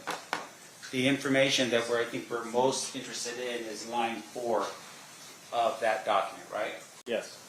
Meaning that, once again, these are items that were taken from this home, and those items were put into your property or evidence log. Correct. And number 4 is a money due bill from the Monte Carlo casino. Right? Can you tell us the date of what this money due bill was for? No. All right. And once again, your search in this particular regard was actually May of 1997, right? Quite a few months after the September 7th, 1996 shooting. Correct. In addition to that, in terms of that money due, can you tell who that money due bill was addressed to? No. Okay. Now, there were some questions by the state on that issue about the fact that this was actually a search warrant investigating into the murder of Diggy Smalls. Remember that line of questioning from the Yes. state? But fair to say, of course, that even then, as you're conducting this kind of investigation, you are still thinking about the Tupac case, right? For sure. Yeah, you weren't just at that particular point forgetting that the Tupac murder even occurred. You're still thinking during that time period, if you run across something that you think is relevant, you would have identified it, right? Correct. In addition to that, though, you would have identified it and you would have called Metro and say, hey, by the way, we got something there that will help you with the Tupac murder investigation. Fair? Fair. Okay. There's no reason why you wouldn't have done that? Not that I know of, no. Now, we talked the size of some of the people that were involved here, and I think, was it DeAndre Smith you said was a pretty big guy? Yes. All right. And you said he was like, what, 6'2", 6'3", and about 300 pounds, something like that, big guy? About 6'4", 300 pounds. Okay. Did he play any sports or anything as far as you know? I think he did. I'm not positive. Okay. What sport? Now, are you aware of an individual by the name of Terrence Brown? Yes. And was Terrence Brown one of the individuals that was potentially a suspect in the Tupac murder? Yes. All right. Now, with regards to Terrence Brown, can you describe for us how, like his size as well? Yeah. He's approximately a little shorter than you, and just medium built. So a good-looking guy. I'm sorry? I don't know about that, but So it's a little bit shorter than me and about my size. right. Okay. Let's just put it down as I'm 6'2", so that's like I'm just kidding, 5'8" and something else. And then in terms of the at the time with Terrence Brown, you are aware that Terrence Brown actually dies in 2015. Yes. Right. And when he dies, do you know how he dies? Yes. How did he die? He was at a marijuana dispensary in Compton, and a robbery occurred, and he got killed during the robbery. So, based upon the way he was murdered in that case, no indication that that was some type of retaliation for the murder of Tupac in 1998. 6 or 7? No. In addition to that, in 1996, I apologize. With regard to DeAndre Smith, do you know when he passed? 2004, and he died of medical complication. Right. And as far as you know, nothing that would have been associated with any type of retribution or revenge for the murder of Tupac Shakur. Correct. Now, Orlando is the one who passes away relatively quickly after the shooting. Yes, approximately a year and a half. Right. And in terms of how he passes, he was shot and killed? Yes, you want me to tell you what happened? Please. Orlando Anderson was with his best friend Michael DeRoe, and they were at a burger stand in Compton. And across the street from the burger stand, there was a car wash. Orlando recognized the people at the car wash. There was 3 people, and he recognized one of them that owed him money for some narcotics that he didn't pay him for. So Orlando Anderson took it upon himself, and he initiated the confrontation. He drove up to the car and he exited with a gun. However, one of the persons in the other car, they had a gun too, so they had a shootout at the car wash. And then when the smoke cleared, Orlando Anderson was killed during the shootout, as well as 2 other people in the other car were killed. And in terms of the 2 other people, were they both Crips? Yes. So it wasn't a blood trip sort of shootout? No. It was just over money and drugs? Yes.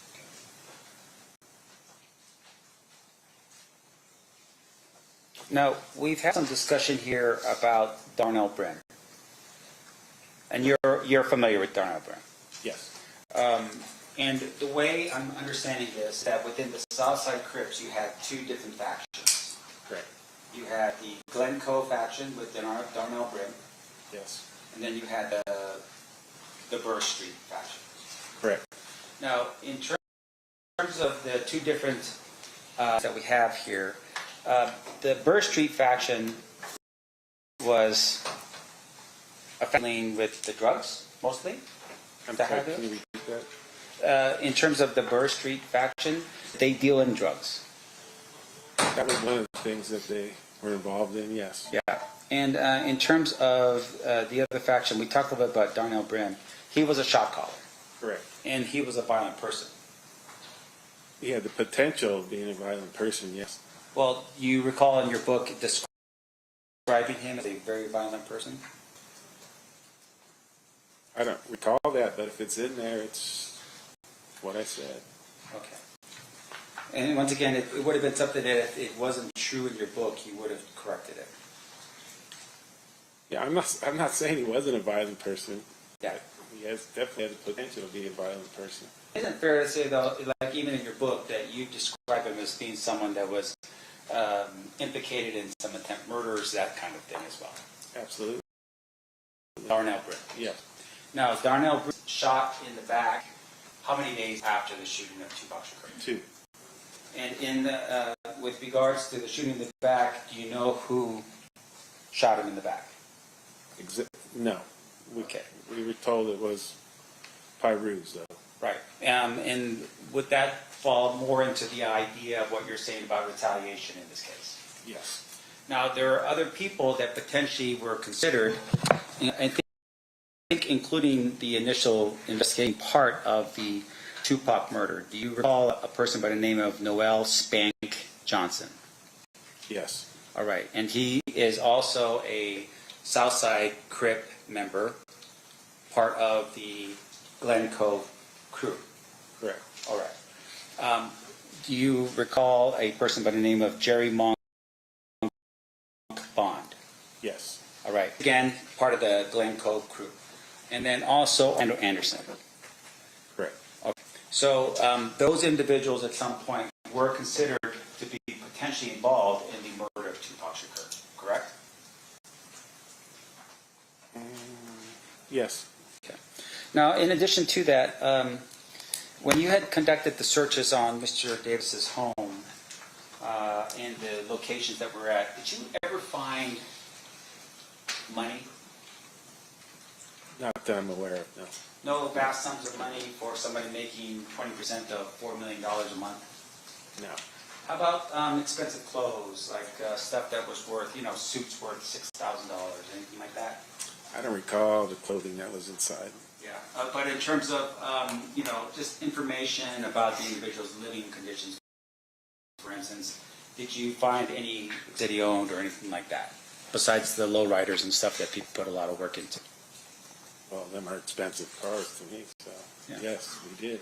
And when you say lowriders, are we talking about lowriders here or BMWs? Monte Carlos, hydraulics, all that kind of stuff. Sure. And in terms of the Monte Carlos and the hydraulics, Mr. Davis was actually part of a, what they call a lowrider club in Compton? I wasn't aware of that. Okay. You're not aware of, let me ask this question. But in terms of the vehicles we're talking about, they were not for, Mercedes-Benz, BMW, nothing like that. They were just modified cars. Correct. Now, in addition to that,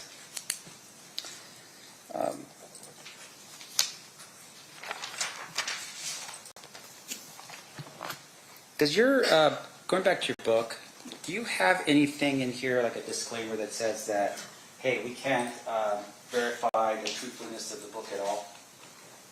I'm not sure. All right. If you were just to review the book real quick, just to tell me if there is anything like that, would that help your recollection? Honestly, I wouldn't even know where to look. It should be in the front. It'd be a big warning. Want to check it out? No, there's nothing in there to that effect then. Okay. And would it be... Have you ever read a guy by the name of Greg Kading's book, Murder Rap? Some of it, yes. Can you tell us who Greg Kading was? He was an LAPD sergeant. Okay. Did you have any interactions with him? No. Did he share in any investigation that you were involved in? No. Did your partner have any work with him? Yes. And the work that we're talking about is in the task force that was assigned to investigate the murder of Biggie Smalls. Correct. And he was part of Tim Brennan was part of that along with Mr. Kading. Correct. All right.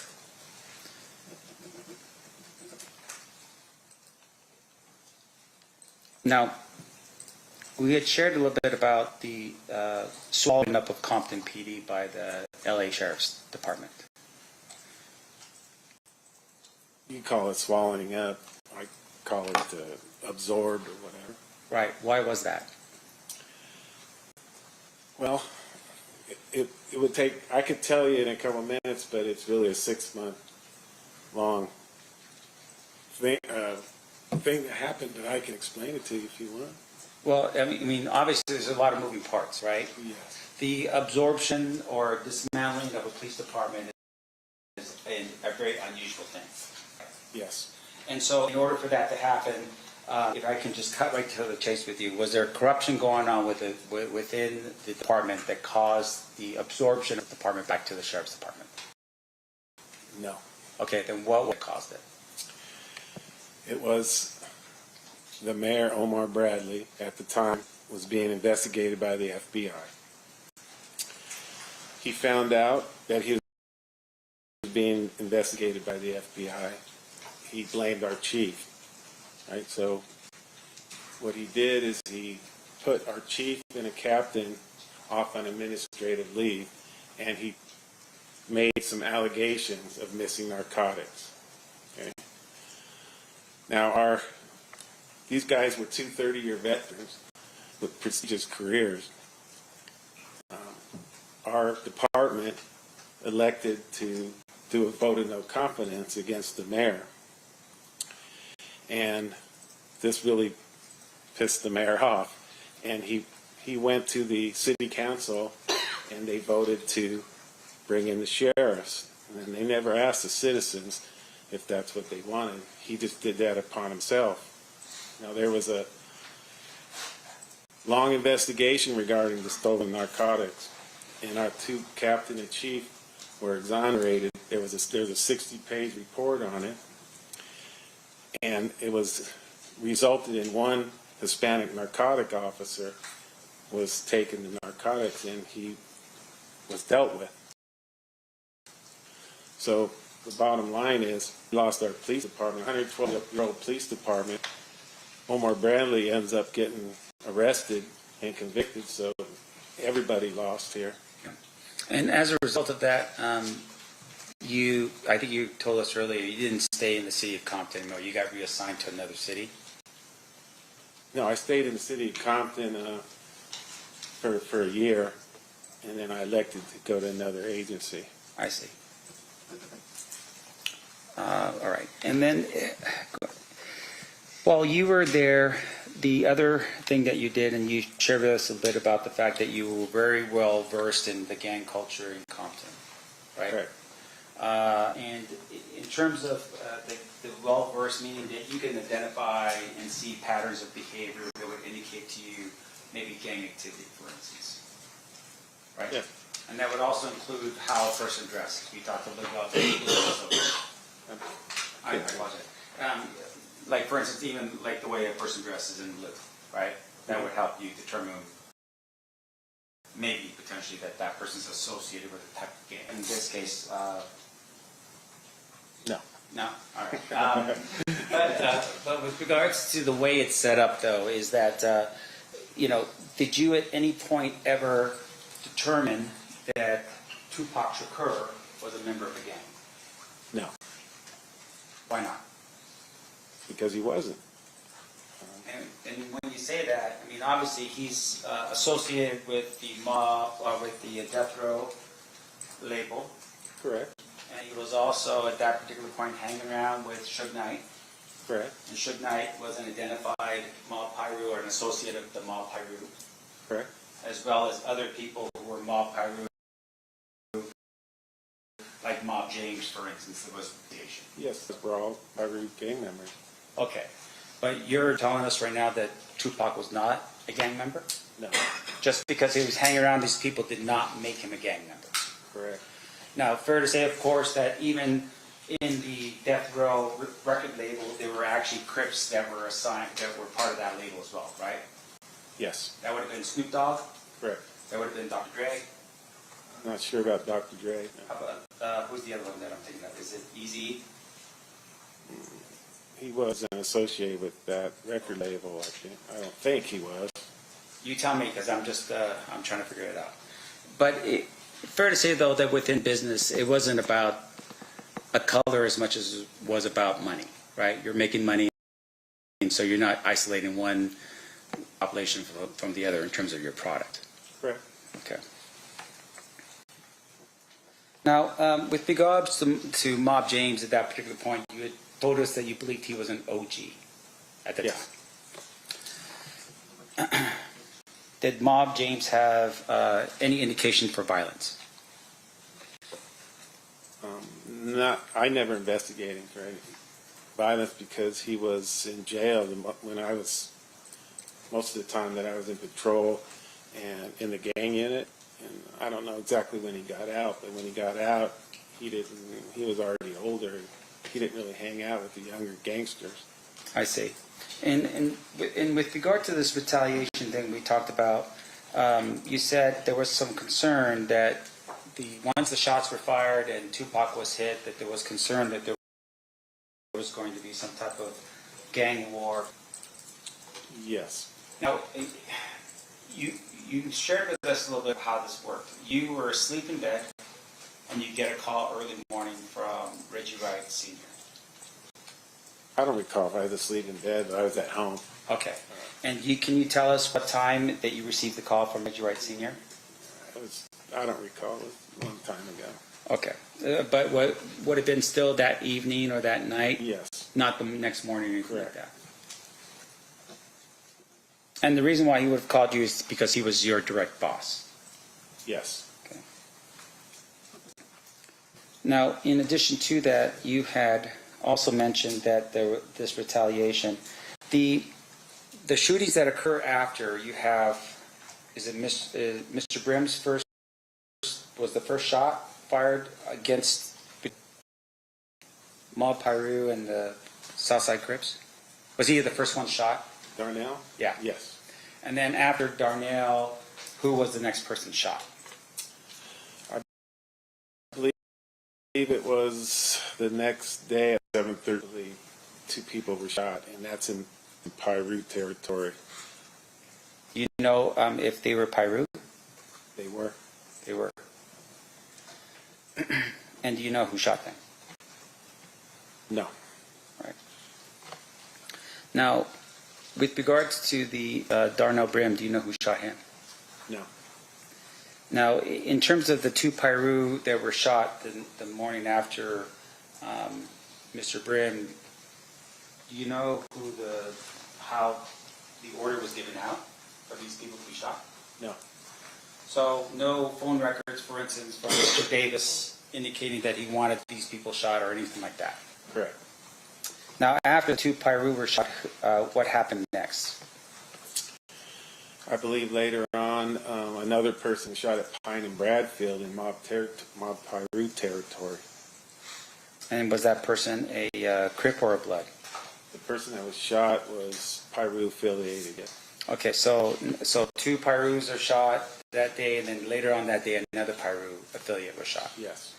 All right, and do you know if that was an order that was given out by anybody to shoot that Piru? No. Okay, and then the next Piru or the next person shot after that was who? I don't recall the name. I believe it was the 80 something South Ward Street, Crip territory. And so that one was a Crip? Yes. All right, and that shot occurred when, or when did that shooting occur?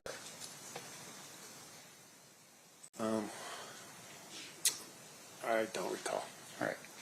And as far as you know, this is happening over the course of maybe, there was 10 days. I think that was how it was framed. It was like it's a 10-day war in Compton. Yes. But fair to say it may have been a little bit longer, like maybe 13 days, right? No. Okay, let's say this. So if we go with 10 days in this, any proof at all that we can show this jury that Mr. Davis ordered any of the shootings to occur in this case? No. Now, in addition to that, the idea here behind the shootings, we go back to the Lakewood Mall incident, right? Sure. Is the Lakewood Mall incident, in your mind, the sort of the definitive act in which the war is now declared between the Mob Piru and the Southside Crips? That was the first incident sparked this whole back and forth thing. Yes. Now, let me ask you this. Did it really happen? Yes. Okay. Now, in your book, you identify it as happening at the Lakewood Mall, Yes. and it happened in a Foot Locker. Yes. Now, do you have any indication at all of a police report or a call for 911 to the area on a fight that occurs at the Lakewood Mall that day? No. No. Do you have indication at all from the security people at the mall where they would have written up a report that said, hey, we had an altercation here at the Lakewood Mall? I don't think a report was generated by the security officers, no. Okay. Now, fair to say, of course, there's been some description of that brawl being the kind of brawl that actually required Foot Locker to redo their entire inside because it just destroyed the inside. You recall anything like that? I never heard anything like that. I just know there was a fight at the Foot Locker. You heard there was a fight, but you never made any effort, for instance, and it's not your job because it's Lakewood, right? Correct. But in essence, no verification that even Foot Locker was contacted to say, hey, did a fight break out over here on this particular day? Nothing like that. Don't recall. Okay. So in essence, what we have right now is what you had heard from people on the street as to what happened at this Lakewood Mall incident, right? Yes. Now, some people, I would assume, thought that the shooting of Tupac was in retaliation, or maybe the fight of Tupac in Orlando was in retaliation to what happened at Lakewood Mall. But as you're sitting right now, you don't have any actual proof of incident actually occurred. No. Okay. Just Now, in addition to that,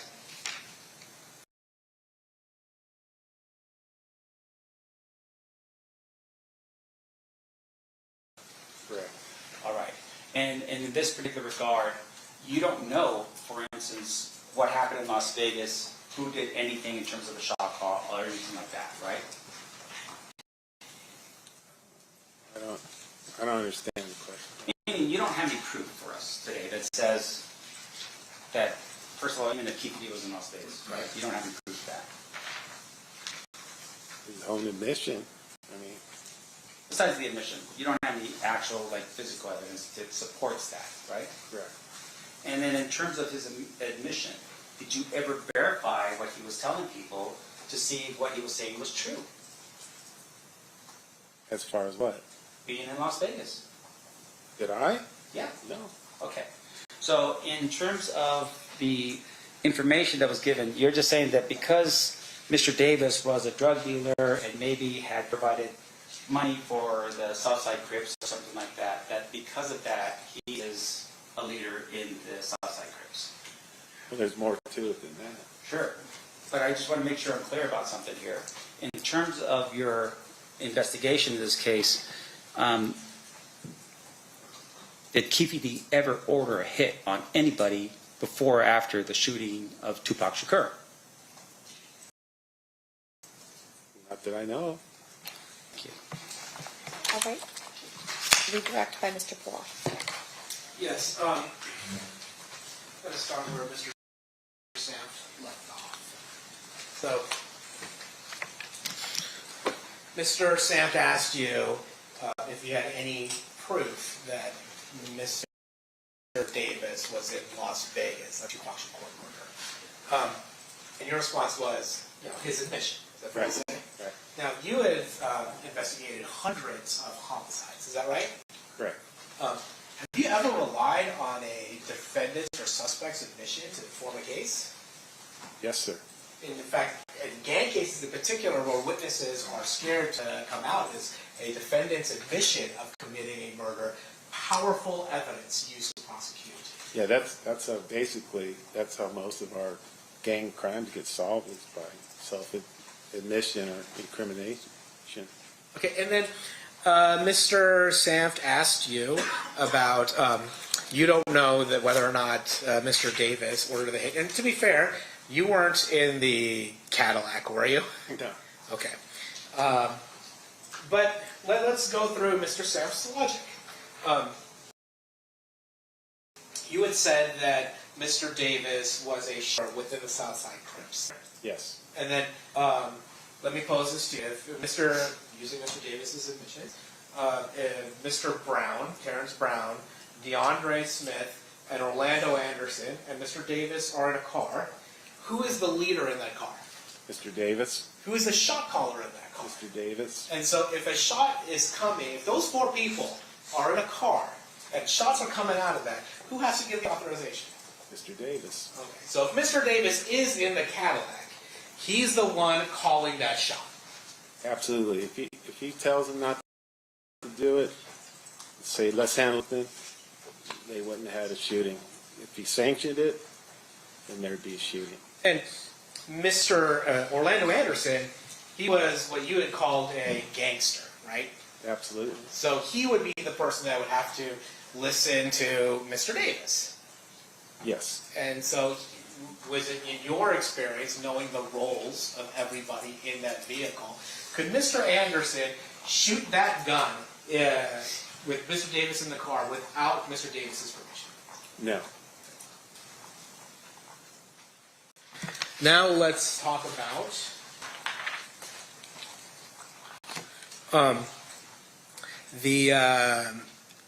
your book. When was your book published? 2017. Okay, so that would be well after Mr. Davis's proffer statement, correct? Correct. Be well after his 2009 statement to the Las Vegas Metropolitan Police Department? Correct. And it might be contemporaneous, we don't know, to the time of his statement to the death row. Correct. Regarding the, I want to talk a little bit about the LA Sheriff's Office absorbing the Compton Police Department. Is it fair to say that a function of that transfer was that some of the evidence that was retained from those search warrants just were, for lack of a better term, lost?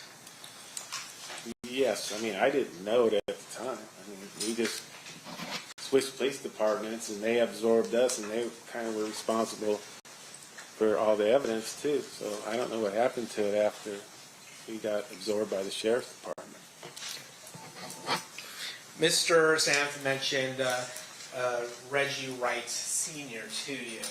Did Reggie Wright Sr. ever ask you to work on behalf of the mob pirates? No. Did you ever work on behalf of the mob pirates? Never.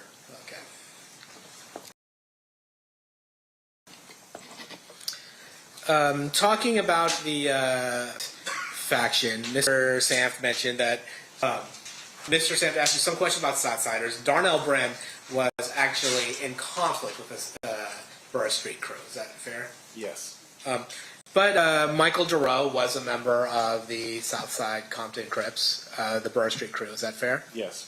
I think he went by a Little Owl. Is that right? That is correct.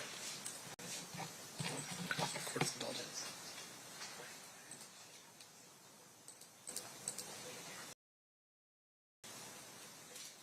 Were you then that the court actually has taken judicial notice of the fact that Little Owl was actually in custody during the September 7th, 1996 murder of Tupac Shakur? That is correct. Kind of hard for him to be the person responsible for the murder of Tupac Shakur. Okay. Now, Orlando Anderson, he was also a member of the Burr Street crew. Is that fair to say? Yes.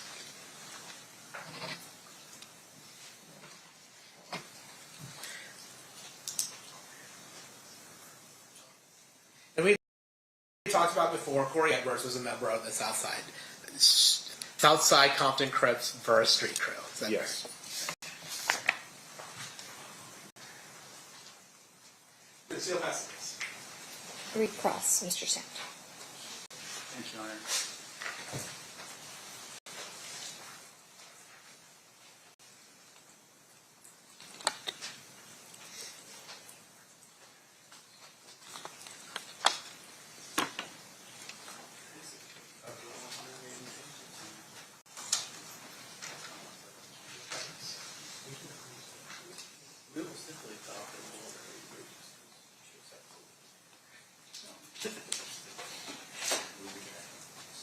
I mean, we'll get a clean copy before you. A little bit. I don't have that.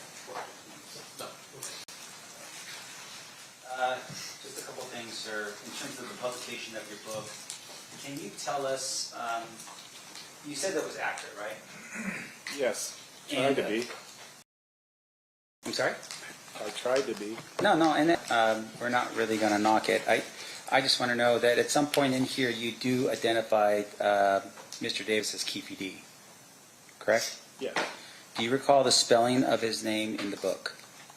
No. Do you recall how you spelt his name? No. Would review of your book help you in terms of how you spelt his name in the book? Sure. Okay.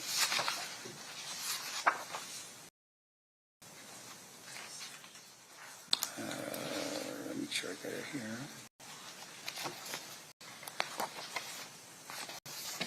You want to make approach? You may.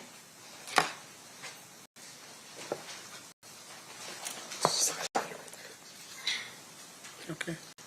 Okay. And just for the record, how did you spell his name in the book? K-E-E-F-E. Right. And do you have any reason to doubt the accuracy of your spelling of his name? I could be misspelled. I don't know. Yeah. I don't. Go ahead. No, go ahead. No, but in terms of, for instance, I would imagine during the time period that that's not a usual name, Keffe. No. And you would have learned that that name Keffe was more of a nickname. Correct. It wasn't his birth name, for instance. Correct. And in terms of that name itself, you would have had, like, say, for instance, field interview cards. If you ever ran across individuals, you would put their names down, and maybe their monikers or their street names or their nicknames, for instance. Correct. Did you ever fill out a field interview card for Mr. Davis? I don't think I ever did, no. Yeah. And once again, these field interview cards that you would have used are cards that would help law enforcement identify people that potentially are gang affiliated. Yes, it does help, yes. Yeah. And what usually would happen, I would assume, is that when you happen upon who you're speaking to and you identify him to be maybe a member of a gang, you would write out information about him, including his nickname and so forth, on a card that would help other law enforcement know whether or not they're affiliated with a gang or not. Correct. So in this particular regard, though, you being the detective for the gang unit in Compton, which according to your book was actually very small. At some point it starts out with you and Tim as being the main gang detectives on the... Yes. And so you had a lot of people to go through, but even then you don't recall ever filling out a field interview card identifying him as a gang member. No, but he self-admitted it to me. I mean, we go out there, that's all, I see the same people every day because Compton's such a small city. So every time I saw someone, if I stopped and filled out a field card, that's all I'd be doing. So I talked to these guys and they self-admitted to me. They tell their nickname. Yeah. So And that's what happened with Mr. Davis and I. And fair to say, again, once again, this is a form of keeping records, right? Is that if you ever have a police officer who's not with your same knowledge and experience on those streets, they could look at those field interview cards to help them determine who Mr. Davis is, right? That's correct. No further questions, John? Any redirect? Yes, sir. Redirect, actually. With regards to Mr. Davis, did he ever hide the fact that he was a member of the Southside Compton Crips? No. Was he actually quite open and proud of the fact that he was a member of the Southside Compton Crips? Objection to that speculation and description. Okay, I'll actually rephrase. Okay, Did so did Mr. Davis evince behavior that made you believe that Mr. Davis was proud of being a member of the Southside Compton Crips? Yes. And to your knowledge, did he ever hide being a member of the Southside Compton Crips? No, whenever I would see Mr. Davis, he would always be in the company of other Southside Crips, too. And did he ever self-identify as a member of the Southside Compton Crips? Yes.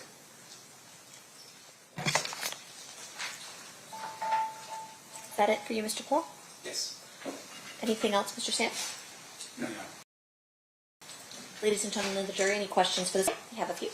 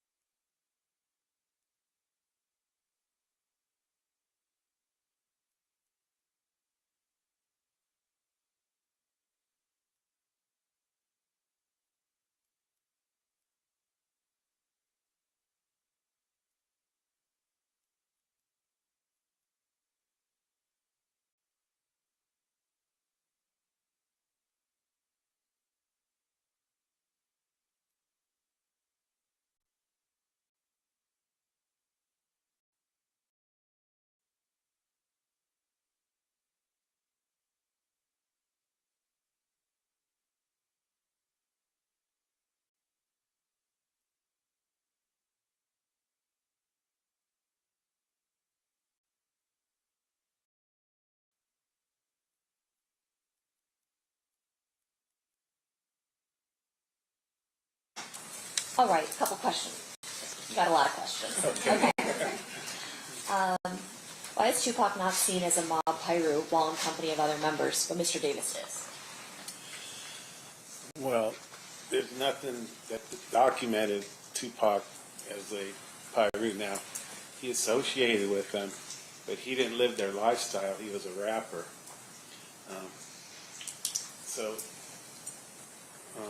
He did show some allegiance to the mob Pyru.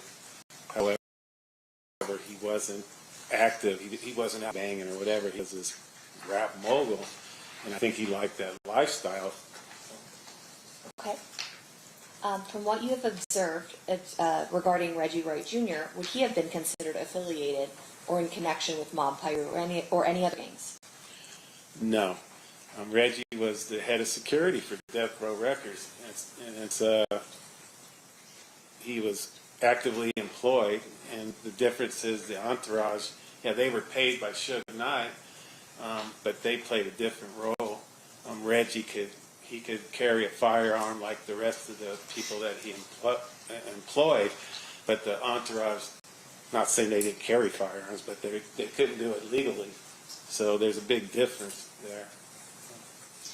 Is it fair to assume there wouldn't need to be orders from Mr. Davis for members of the Crips to carry out retaliation? There was an active war between Mob Pyru and the South Side following the shooting of Tupac. In other words, is the order implied even if the shot caller does not explicitly say shoot?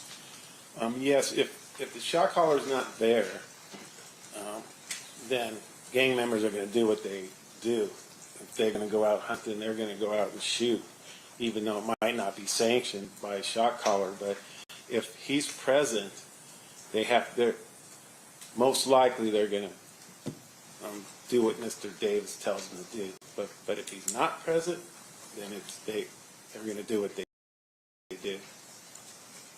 Did Orlando that shootout at the car wash, seeing that he was a gangster and not an OG?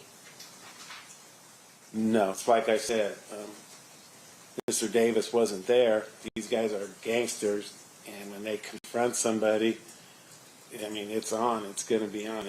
He doesn't need to be sanctioned by Mr. Davis. Now, if he does something wrong, when he gets back, if he brings heat on the neighborhood or whatever for doing something stupid, then he'll be disciplined for it.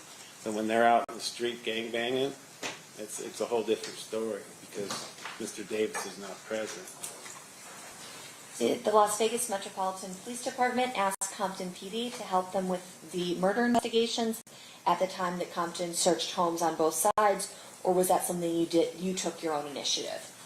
We took the initiative to ask them to come down, and once they were down here, they never asked us for help. Okay. Any follow-up based on that, Mr. Palal? Yes, Your Honor. With regards to the distinction of whether or Mr. Wright were gang members, is it fair to say that you don't become a gang member by hanging around other gang members? That's correct. And you had mentioned earlier that you had to put in some work in order to become a gang member. Yeah, you have to live that life in order to be considered mob pirate.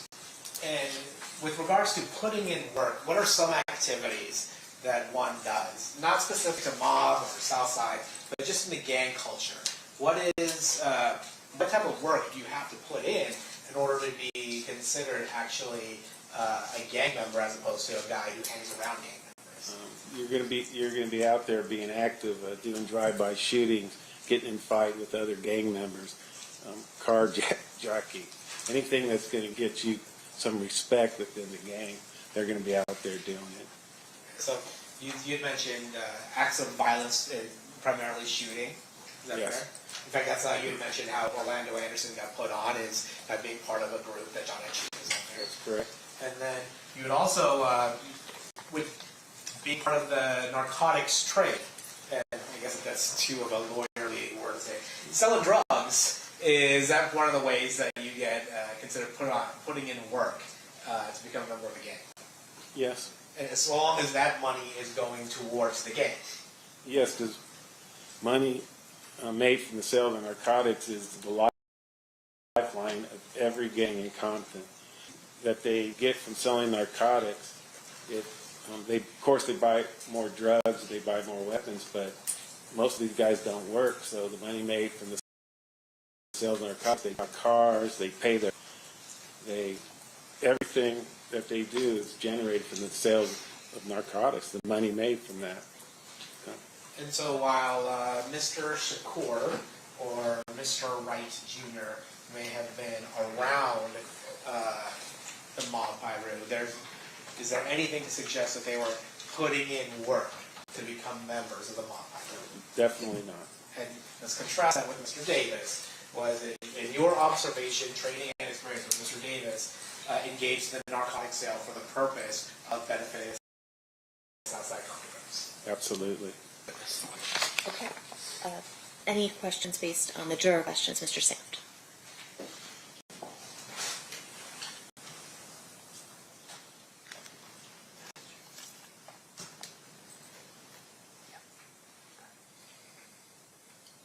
No, Your Honor. Okay. Thank you so much for being here. You are excused.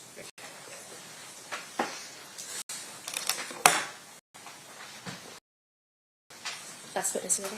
Yes. Ladies and gentlemen, this is our last witness for today. We are going to recess for the evening. During this recess, you are admonished not to talk or converse amongst yourselves or with anyone else on any subject connected to the trial, or read, watch, or listen to any report or commentary on the trial of any person connected with this case by any medium of information, including without limitation, newspaper, television, internet, and radio, or form or express any opinion on any subject connected with the trial until the case is submitted to you. We'll see you guys back here at 1 p.m. For further presentation of evidence. Please rise to the jury.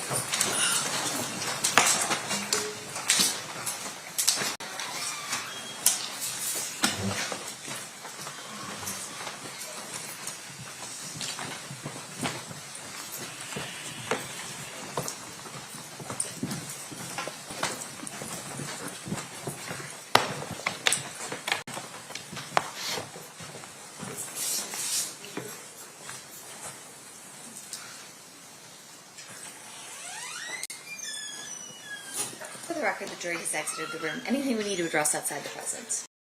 Nothing from the stand. One thing, Mr. Samp asked if we could admit the entire 180-page return from the search warrant. We had no objection to that, and so we'll bring a clean copy for Mr. Samp to put in tomorrow. Also, we still need to correct the 2017, the 717 transcript and audio. I'll have that brought forward tomorrow. What exhibit will the return be? I have no idea. Will it be a defense or state? It's the defense. Defense next in line? WW. WW. Okay, sounds good. Thank you.